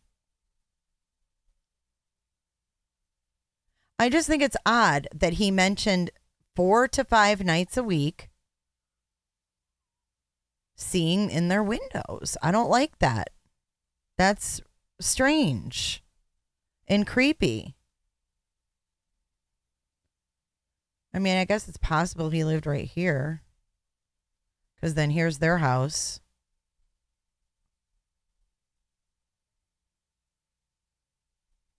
But his yard would be over here. It's just strange to me. I don't know. Something about that I don't like.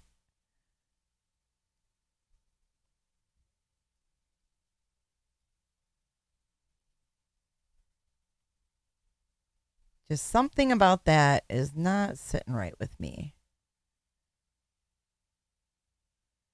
Because even if he lived in this house real close, he wouldn't see. I mean, he might see people coming and going, but the window thing is what gets me. And maybe I'm reading too much into it.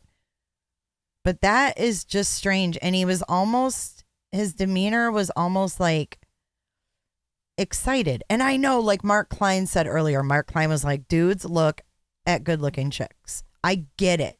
Like, I understand that. Of course they do.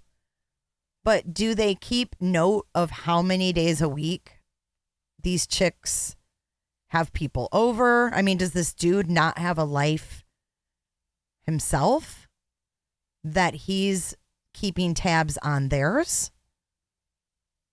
That's what's strange to me. This dude must be just him and his dog all the time, you know?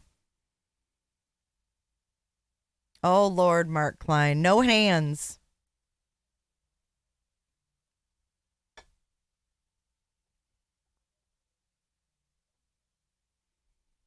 Should we go back and watch him again?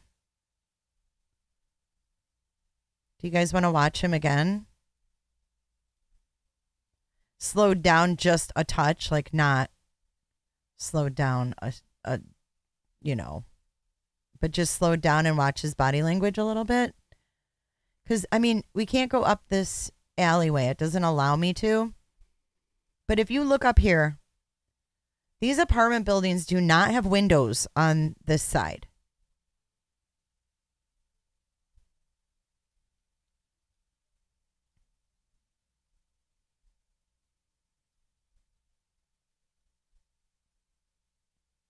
I mean, there's just nowhere where I feel like he could see them and know that great of detail. It's strange to me.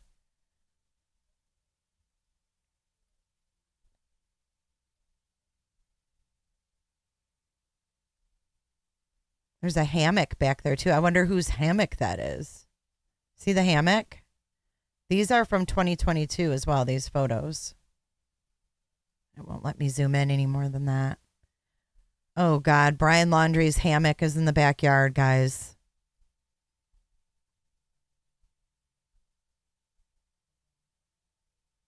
You know, the proof is in the pudding, if you will.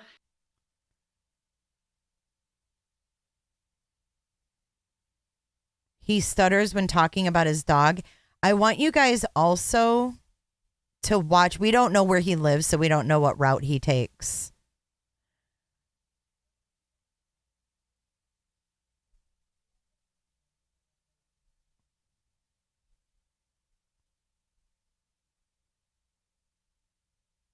And he seems almost excited.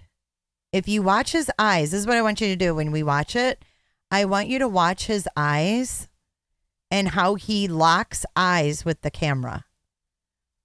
Or with the reporter, rather. All right, so let's get him pulled back up.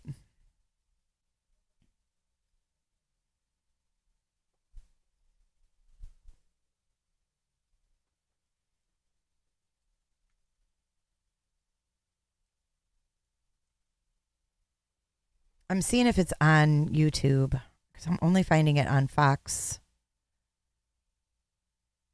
website.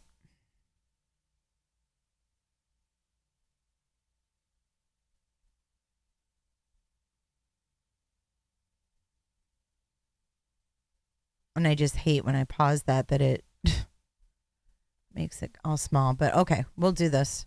Hold on, let me pull it up. Thanks for being here, you guys. I want to thank you guys. If you could make sure that you like this video. I understand that a lot of you are doing stuff and have to leave. So if you could like this video on your way out, if you didn't already. Okay, so let's Fast forward. I'm not really interested in hearing them again, but there's going to be an ad. Probably the teeth. Oh, now we've got achy heels and feet. I think this is a cue that I'm getting old. It's a cue that I am getting old. All right, but here we go. It's scary, honestly. You know, you can wake up in that morning, you know, on Sunday, and you just go to work, and you don't really think anything of it. You know, I was at work, and the only thing I heard about was like the unconscious person, and then, you know, I didn't realize it had more severity to it till I got home and I could hear the clicking of the cameras. It's a really small town feel, lots of hills, but it seems like a really close-knit community. All of my professors and stuff that are from here, seemed like they've been here for a decade or longer, and they seem to know just about everybody. So I would say it's a fairly small community, even though there's roughly 20 to 25,000 people here. The officer that came by door to door, he asked if we had any sort of surveillance or if we knew about any other cameras or anything in the area. Sadly, this is an apartment building, and I'm assuming it's relatively old, so there was nothing. Luckily, the apartment sent out an email a couple days ago saying they're adding new lights, which there is a new light up there. They're going to work on installing cameras just so that if anything... He doesn't seem scared at all. I mean, at least the other couple, you know, the guy was like, yeah, you know, he might be on drugs or something, but he was like, yeah, I'm worried about her when I'm at work. And then she's like, yeah, I'm worried about my sister. He ain't worried. At the very end, the only thing he says is, oh, I hope they catch him, preferably before I get back from break. If this were to happen again, there's a better chance of getting footage of who... If this were to happen again?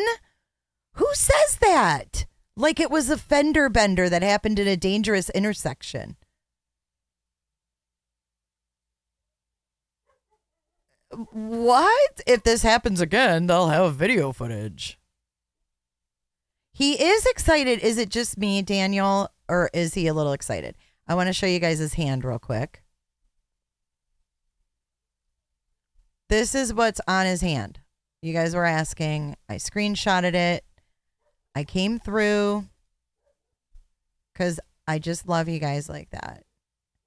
This is what is on this character's hand. This is a neighbor. This is a neighbor of the girls who states that he saw in the windows 4 to 5 days a week that there were people over. Yeah. So I don't. Oh, and they do like to put themselves in the limelight too. Yeah. I mean, if you think that the media doesn't work with law enforcement at times, you are surely mistaken. But this is what is on this dude's hand.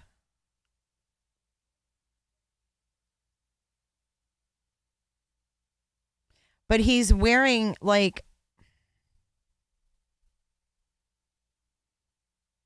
well, it's blurry because I blew it up. I mean, it's a screen grab from a video, but I was just trying to zoom in to see it better.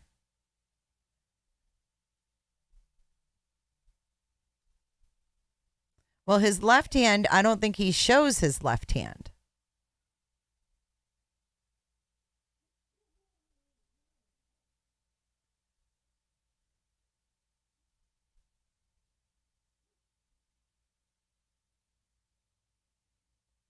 His jacket has a hole. Where?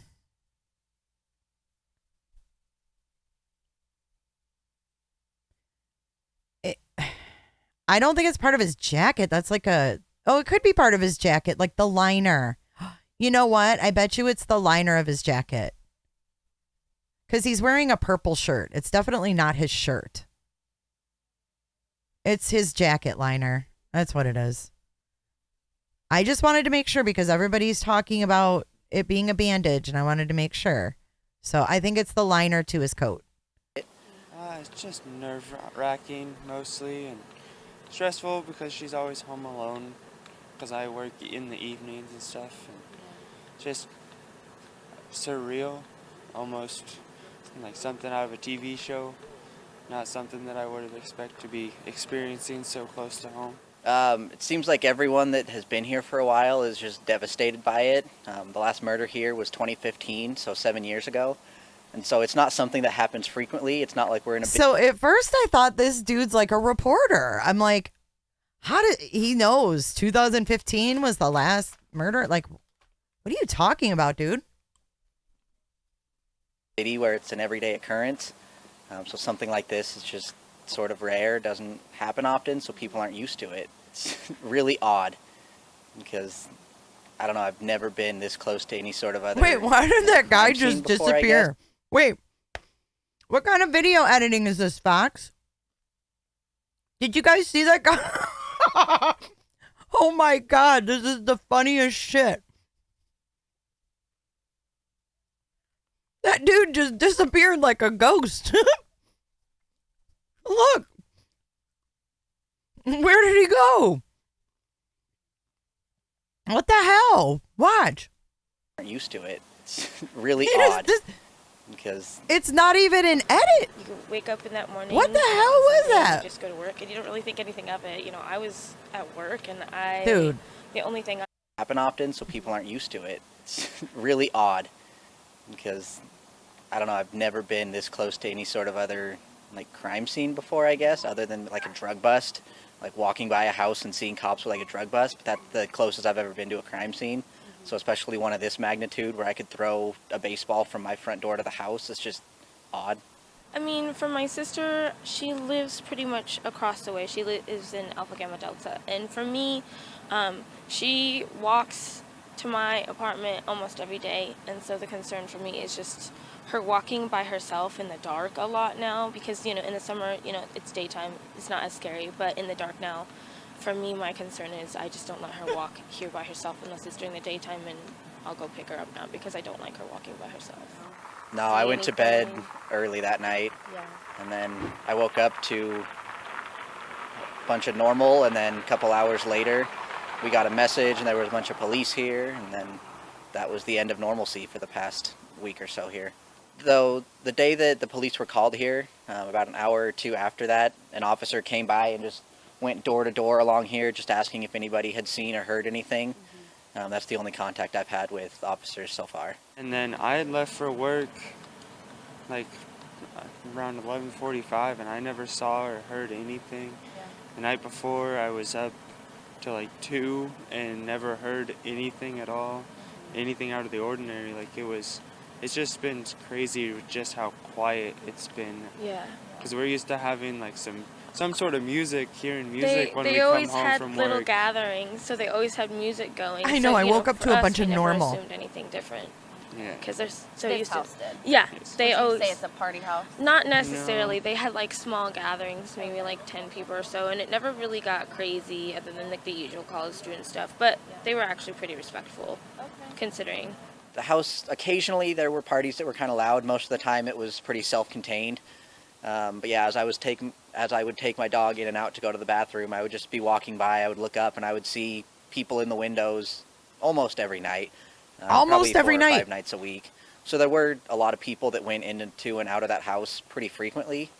So yeah, it was kind of a party house, but again, this whole neighborhood is sort of like a party neighborhood because it's just off campus, so I would see people in the windows almost every night, probably 4 or 5 nights a week.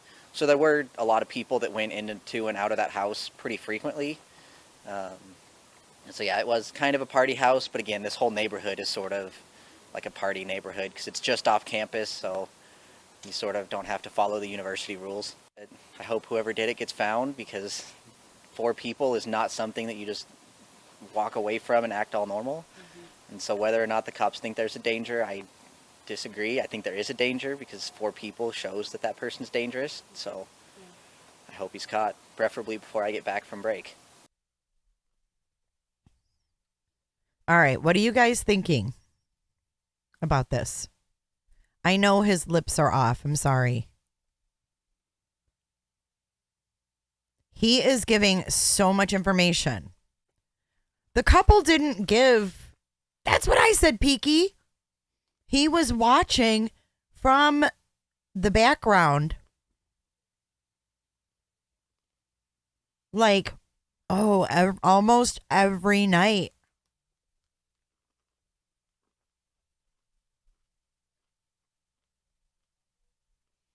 He woke up with a lot of normal.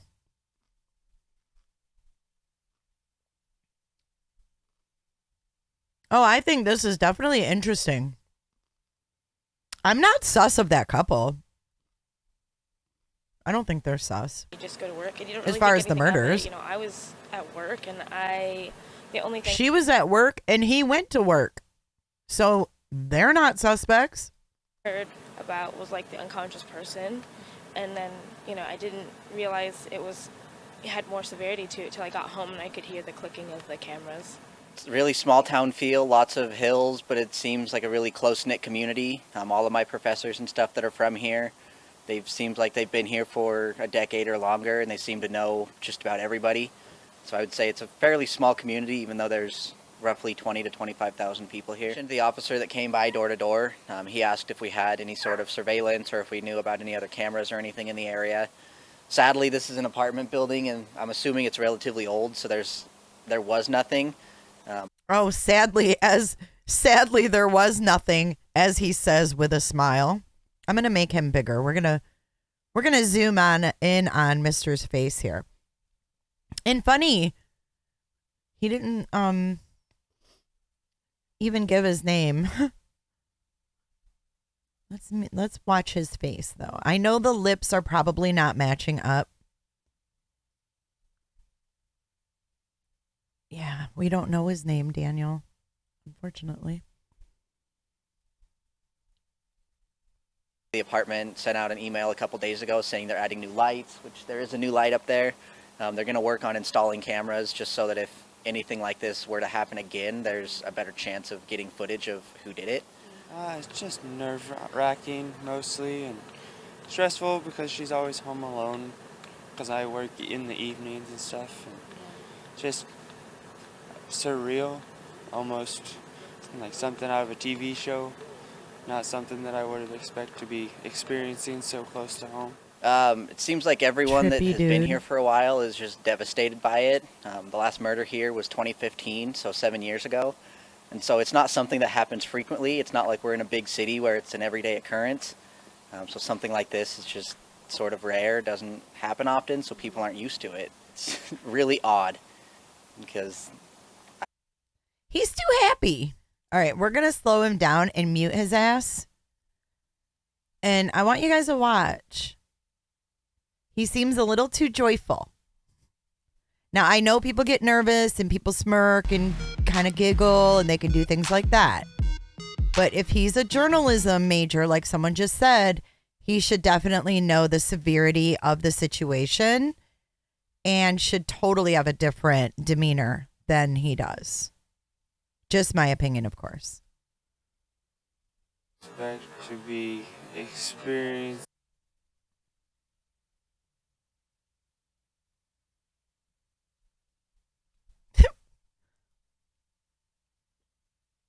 I just want to see how much he really smiles without, like, listening to him.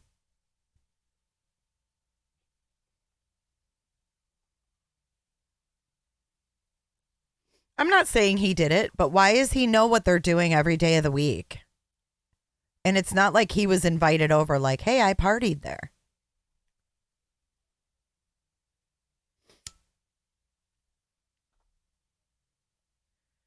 Why are you guys so quick to rule him out? I mean, he's literally almost laughing. You guys, we have to remember, this is a neighbor. This was targeted, and they knew the attacker, most likely. This isn't someone from another state who's like wandering the country, most likely.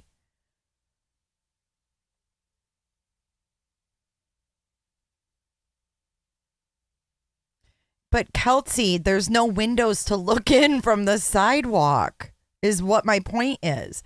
Yeah, you can walk your dog past their house, but you're not going to see who's inside their house. You would have to be on the back side of the house. And yeah, we need to look up what murder. Someone do a murder search in Moscow in 2015.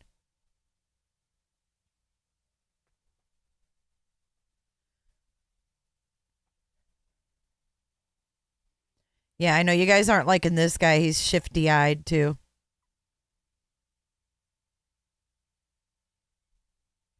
I mean, it'd be one thing if their windows were, in the front, and he knows every day, almost every day. I'm sorry, I can't overlook that when we have 4 people bludgeoned. Just watch his face. Sit back, have an open mind, and just watch his face. Everyone's a suspect. Yeah, I think he's just stoned. But he's deadlocked. Like, how could you see in, though, in the back? That doesn't make sense.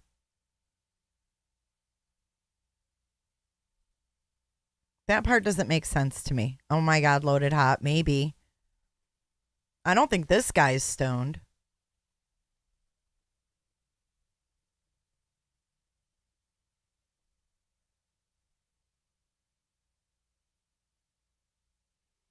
Thank you, 949 Sherry. Same here. I have no idea what my neighbors do every day or 4 to 5 days a week. And he specifically said,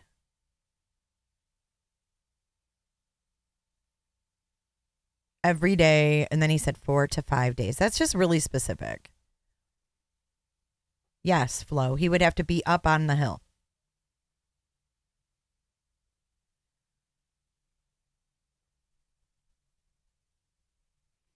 I don't think the hand dude with the hand shirt or whatever, hand liner, I don't think he's stoned. I think the other guy's stoned. But I want to watch him because he smiles. It's weird. It's just not appropriate for the situation. 4 people were just bludgeoned and they don't know who it is. He's a neighbor and he's not even concerned. That's weird to me.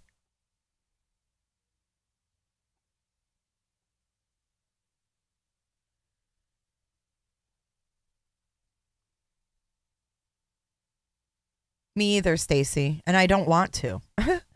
But it's almost like, were you not included? Maybe he's guilty of being a peeping Tom. It doesn't mean that he killed them.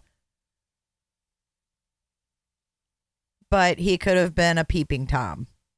Obviously, he was watching them. Doesn't mean he murdered them, but they sure did edit this a lot.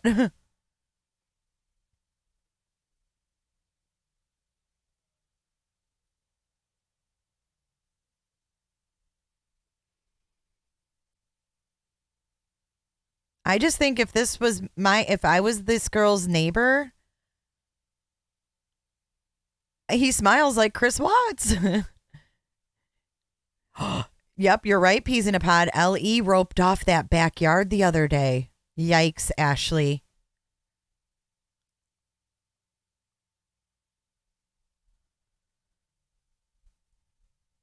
Did he see something, maybe? I mean, if this dude watched, he'd be the one that would see something, would he not? And he's not just smiling in the beginning of the video, like out of nerves. He's smiling at the very end. I don't like that. I don't like disappearing guy either.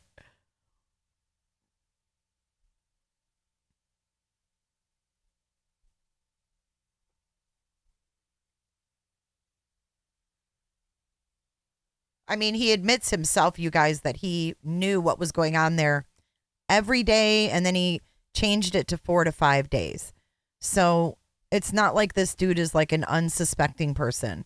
He did the interview himself. He told the story. It doesn't mean he killed them, but he obviously was watching them. Amina, that's my question. That's what I said. Why would you admit that? disappearing guy just disappeared. Look at him looking down and smiling. Yeah, the Moscow 2015 was a shooting, not a stabbing.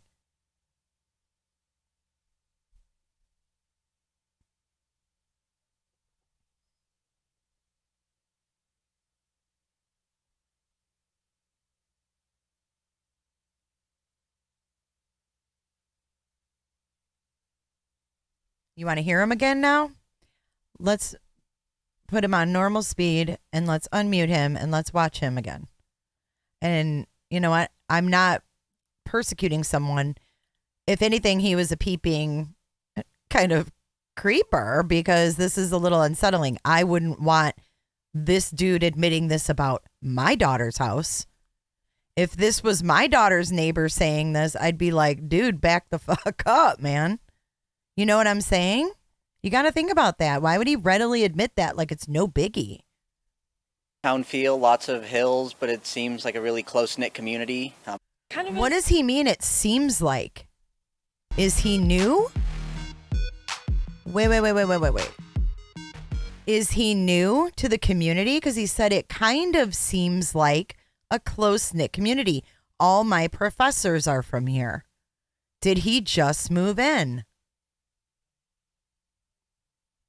Roberta.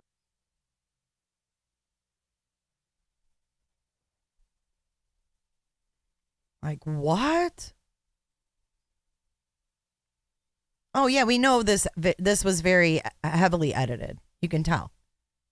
That's why the guy disappeared. Honestly, you know, you can wake up in that morning, you know, on Sunday and you just go to work and you don't really think anything of it. You know, I was at work and the only thing I heard. Hold on. I mean, I'm not ruling anyone out, but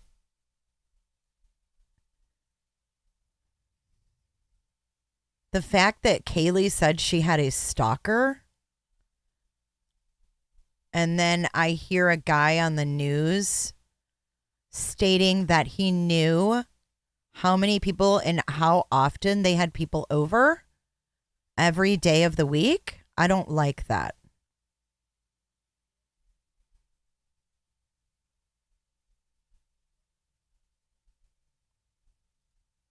Was like the unconscious person, and then, you know, I didn't realize it had more severity to it till I got home and I could hear the clicking of the cameras. It's a really small town feel, lots of hills, but it seems like a really close-knit community. All of my professors and stuff that are from here, seemed like they've been here for a decade or longer, and they seem to know just about everybody.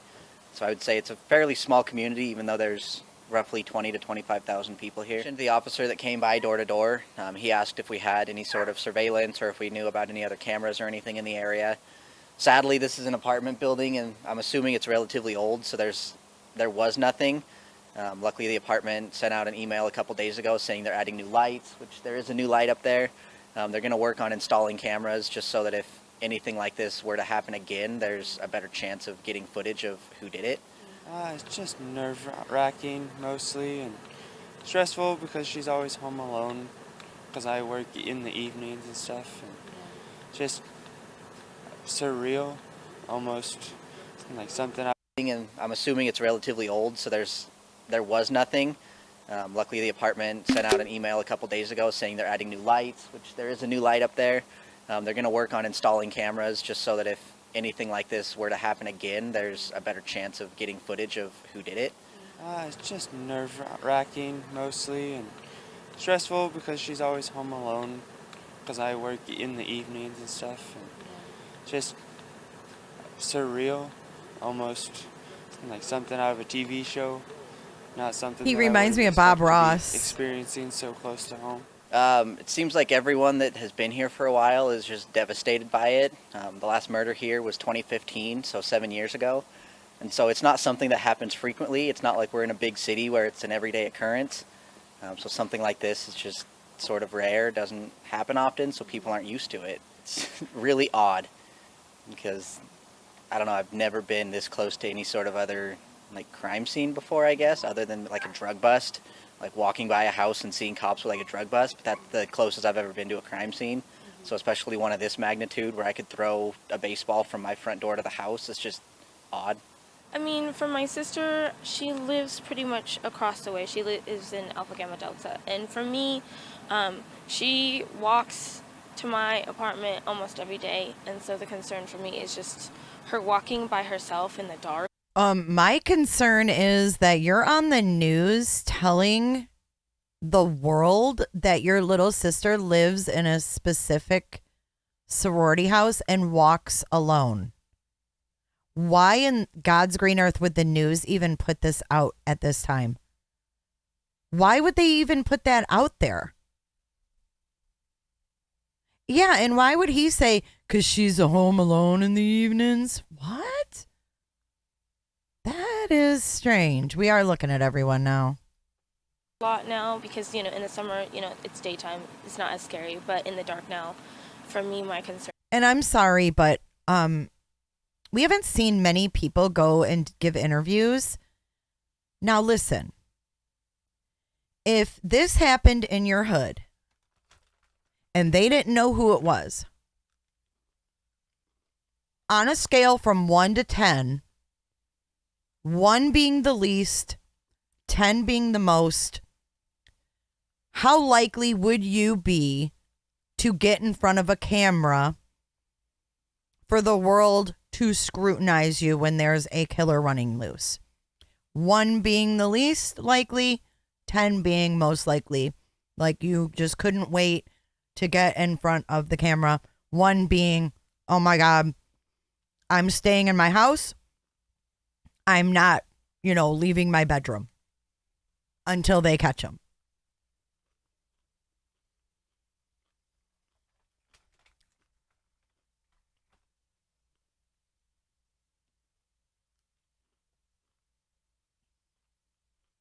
Your sister would, Kelsey? But most of you are saying no. Lisa says 3. I might think about it. Like 2. I mean, don't be afraid to say. Okay, see, Flora May, Bunny, 10. I'm crazy into true crime. I don't think I could help it. I love the honesty, but the majority says no. If there's a suspect on the loose, that you wouldn't be giving an interview right now. Maybe after. Kenny says yes.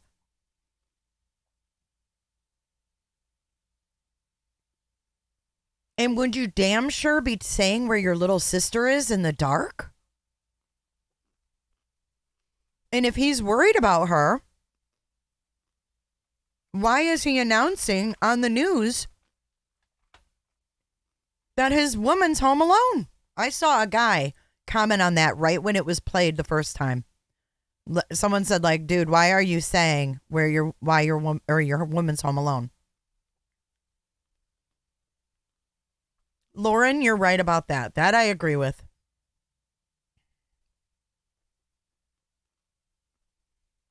But what made Fox News decide to air that part? Because isn't that kind of putting that girl's sister at risk?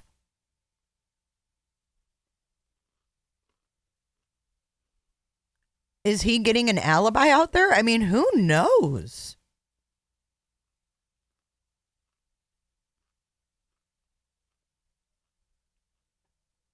Do these 3 know each other?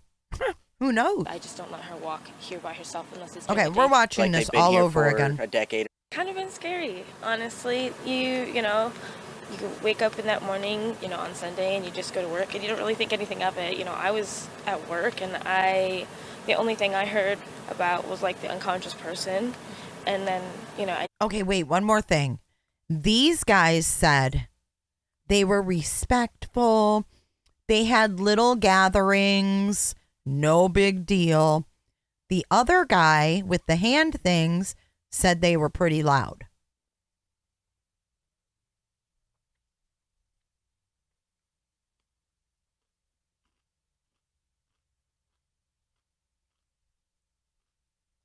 Right. This is a big case to insert yourself in and to do interviews in. This is something big. But that place is probably crawling with media. Realize it had more severity to it till I got home and I could hear the clicking of the cameras. It's a really small town feel, lots of hills, but it seems like a really close-knit community. All of my professors and stuff that are from here, seems like they've been here for a decade or longer, and they seem to know just about everybody. So I would say it's a fairly small community, even though there's roughly 20 to 25,000 people here. The officer that came by door to door, he asked if we had any sort of surveillance or if we knew about any other cameras or anything in the area. Sadly, this is an apartment building, and I'm assuming it's relatively old, so there was nothing. Luckily, the apartment sent out an email a couple days ago saying they're adding new lights, which there is a new light up there.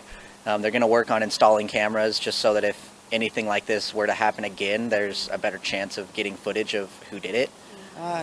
I'm assuming he's in front of his house right there. He must live right there because he pointed at the lights, which means his apartment called or sent a letter and said they were putting these lights up. There is a new light up there. They're going to work on installing cameras just so that if anything like this were to happen again, there's a better chance of getting footage of who did it.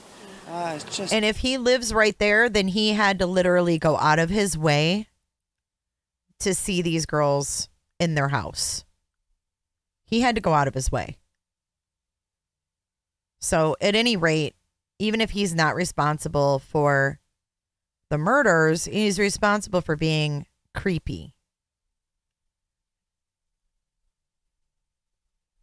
Nerve-wracking mostly, and stressful because she's always home alone because I work in the evenings and stuff, and just surreal, almost like something out of a TV show, not something that I would have expected to be experiencing so close to home. It seems like everyone that has been here for a while is just devastated by it. The last murder here was 2015, so 7 years ago.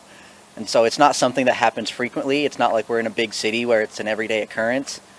So something like this is just sort of rare, doesn't happen often, so people aren't used to it. It's really odd because, I don't know, I've never been this close to any sort of other like crime scene before, I guess, other than like a drug bust. Like walking by a house and seeing cops with like a drug bust, but that's the closest I've ever been to a crime scene.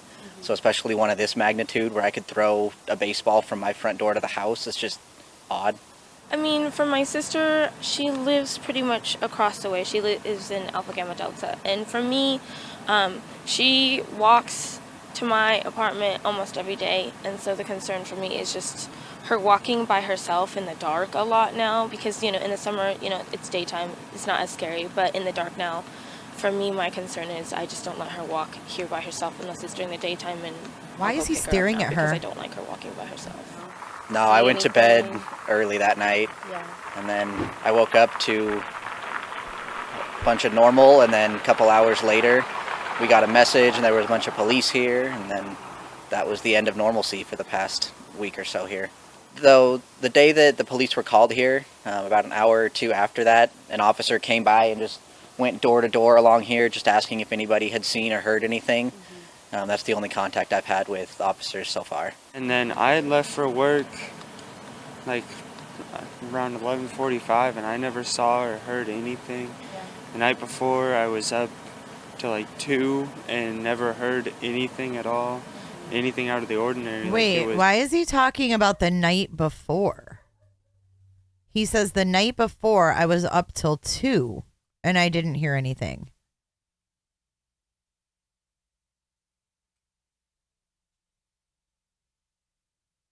You know what I mean? Thanks, board one.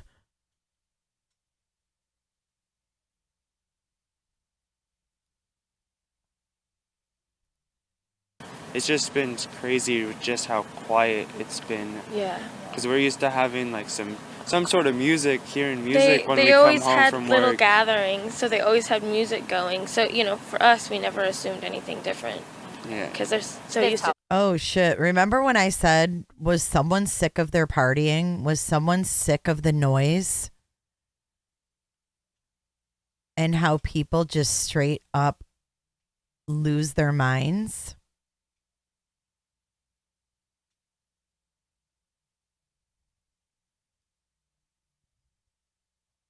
They just gave tons of alibis, didn't they? and then put her sister at risk. Why are they not worried about her sister being at risk? Why is he not worried about his girlfriend being at risk? How would he be comfortable with that? Oh, it's a little unsettling. What?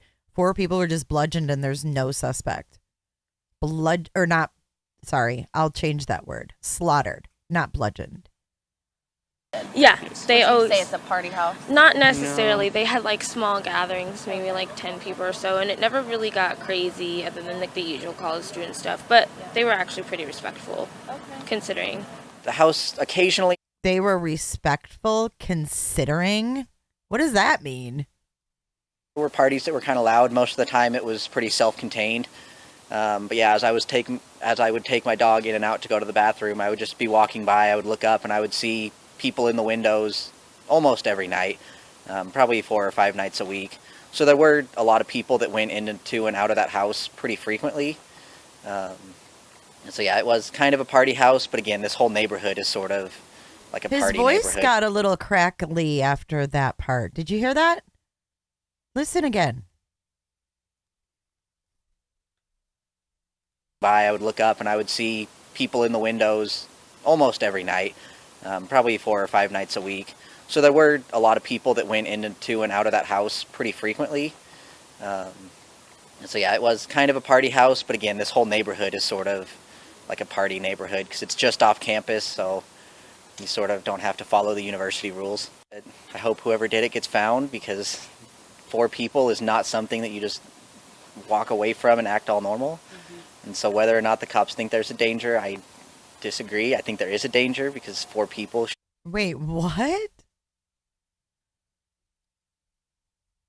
It gets found because 4 people is not something that you just walk away from and act all normal. And so whether or not the cops think there's a danger, I disagree. I think there is a danger because 4 people shows that that person's dangerous. So I hope he's caught, preferably before I get back from break. I don't know what to think of this. I don't want to watch it too much and put too much into it. Wait, what was the other comment that I saw? As I was taking my dog out, yeah, I would.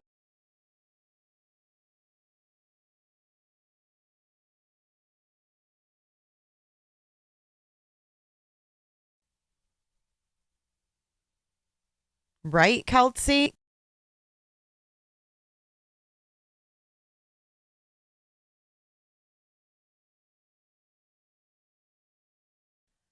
Right?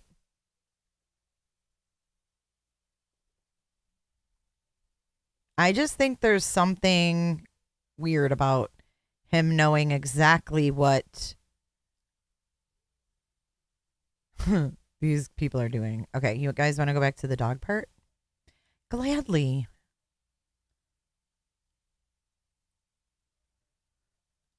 So, for us, we never assumed anything different.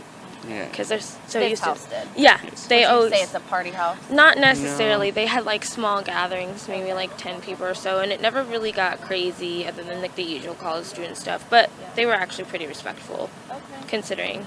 The house, occasionally there were parties that were kind of loud. Most of the time it was pretty self-contained. But yeah, as I would take my dog in and out to go to the bathroom, I would just be walking by, I would look up and I would see people in the windows almost every night, probably 4 or 5 nights a week. So there were a lot of people that went into and out of that house pretty frequently. So yeah, it was kind of a party house, but again, this whole neighborhood is sort of like a party neighborhood because it's just off campus, so you sort of don't have to follow the university rules. I hope whoever did it gets found because 4 people is not something that you just walk away from and act all normal. And so whether or not the cops think there's a danger, I disagree. I think there is a danger because 4 people shows that that person's dangerous. So I hope he's caught, preferably before I get back from break. Oh, wouldn't that be great? Because then that means you're not going to prison. No. It's very off to me as well, guys. I know. Now I'm hooked. You can wake up in that morning, on Sunday. I think these people just aren't. I mean, I'm not trying to be mean. Aren't too smart. By giving all that information, I think they just wanted to be interviewed. This is my thought. just my opinion only, that they were wanting to talk about what was going on. And, their concerns came out as what we could call alibis. So it could just be their concerns. His concern, my woman.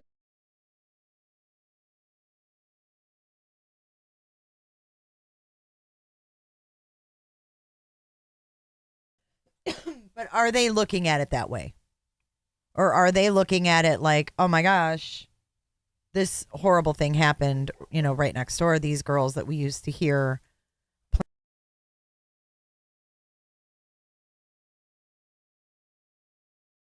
Of the cameras. It's a really small town feel, lots of hills, but it seems like a really close-knit community. All of my professors and stuff that are from here, seems like they've been here for a decade or longer, and they seem to know just about everybody.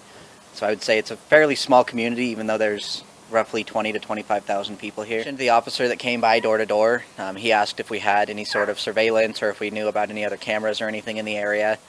Sadly, this is an apartment building, and I'm assuming it's relatively old, so there was nothing. Luckily, the apartment sent out an email a couple days ago saying they're adding new lights, which there is a new light up there. They're going to work on installing cameras just so that if anything like this were to happen again, there's a better chance of getting footage of who did it. It's just nerve-wracking mostly and stressful because Watch she's always how he home says alone, who did it. 'cause Watch I his work face in when the he says who evenings did and it. stuff, and Anything like this were to happen again, there's a better chance of getting footage of who did it. It's just He blinks. nerve-wracking. So much. Been this close to any sort of other crime scene before, I guess, other than like a drug bust. Like walking by a house and seeing cops with like a drug bust, but that's the closest I've ever been to a crime scene. So especially one of this magnitude where I could throw a baseball from my front door to the house, it's just odd. I mean, for my sister, Odd. she lives pretty much across the way. She lives in Alpha Gamma Delta. And for me... Okay, did that guy express anything that shows you like remorse? I don't know. Like, odd.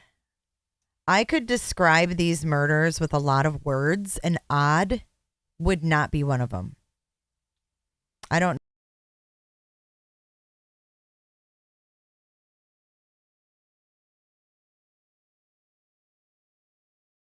Easy.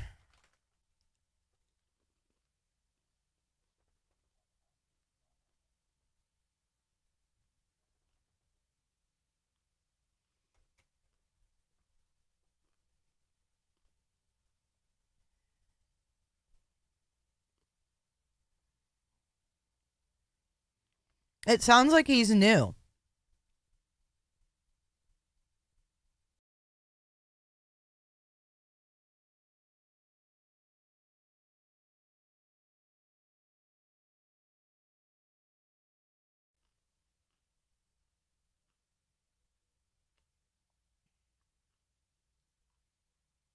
Yeah, maybe he did see something, Skittles.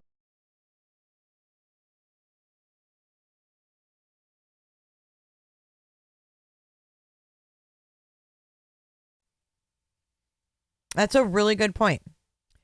He's in a lot of interviews. I wonder if he's asking for money. Who else did he interview with? I'd like to watch them.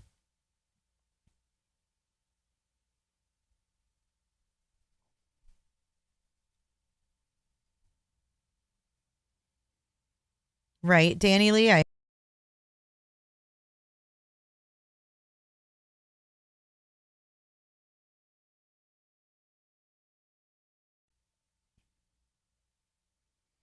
Jay Lord, does anyone know how long the girls lived in that particular house? That I haven't heard. I don't know if anybody has said that.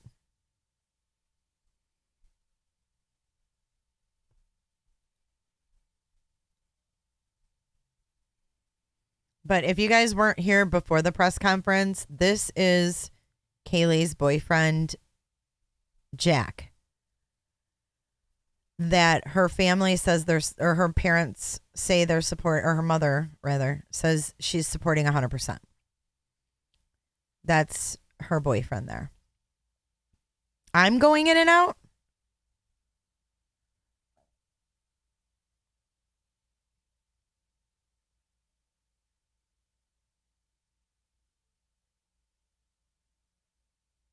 The bit where he talks about the person killing 4 people then acting normal. Yeah. He's like, 4 people, that's not something you just walk away from. Well, no. By the way, I'm representing the ROMEO tonight. Daniel, let's not go there. Let's keep the psychics out of it. I feel like I heard Kaylee was about to graduate.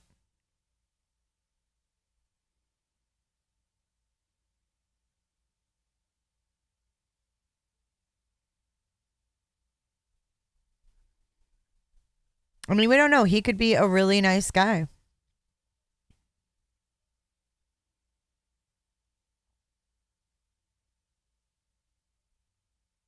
Candy, where else did that guy interview?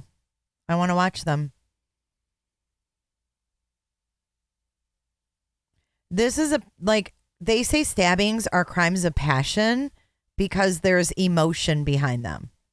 So someone had some kind of an emotion, whether it's rage, whether it's anger.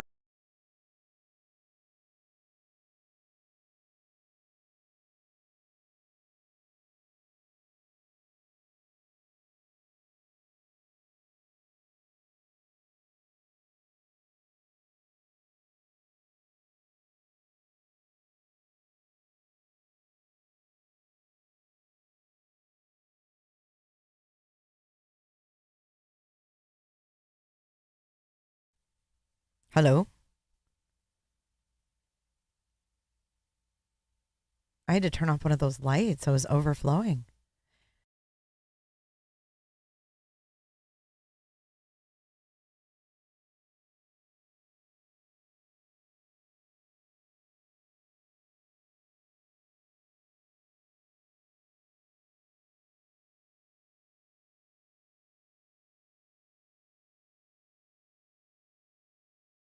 Is that better now? Okay, I fixed it. I was on overload. I was on USB overload. But at any rate, I want to thank you guys. I'm going to wrap this up because we have covered everything. We've been live for 2.5 hours. And I want to thank you guys for being here. We're going to do a live tomorrow on the Delphi case. And then I also have updates for Friday. So please make sure you're subscribed. And we will reconvene at those times. I want to thank all the moderators for being here. Hopefully you didn't have to delete too many nasty comments tonight. And all of the members. And also I want to give a shout out to True Crime King for the super chat, for the super stickers rather, and for the new subscribers we have. So if you guys, again, want to get into that drawing for that TV, it will be shipped to your door. It's a gift drawing from me to you, $10 donation to Venmo, PayPal, or Cash App. So thank you so much. And Happy Girl, thank you so much for your super sticker. Goal. So I want to wish you guys a very happy Thanksgiving. I forgot tomorrow's Thanksgiving. We're not doing Delphi tomorrow. Tomorrow is Turkey Day.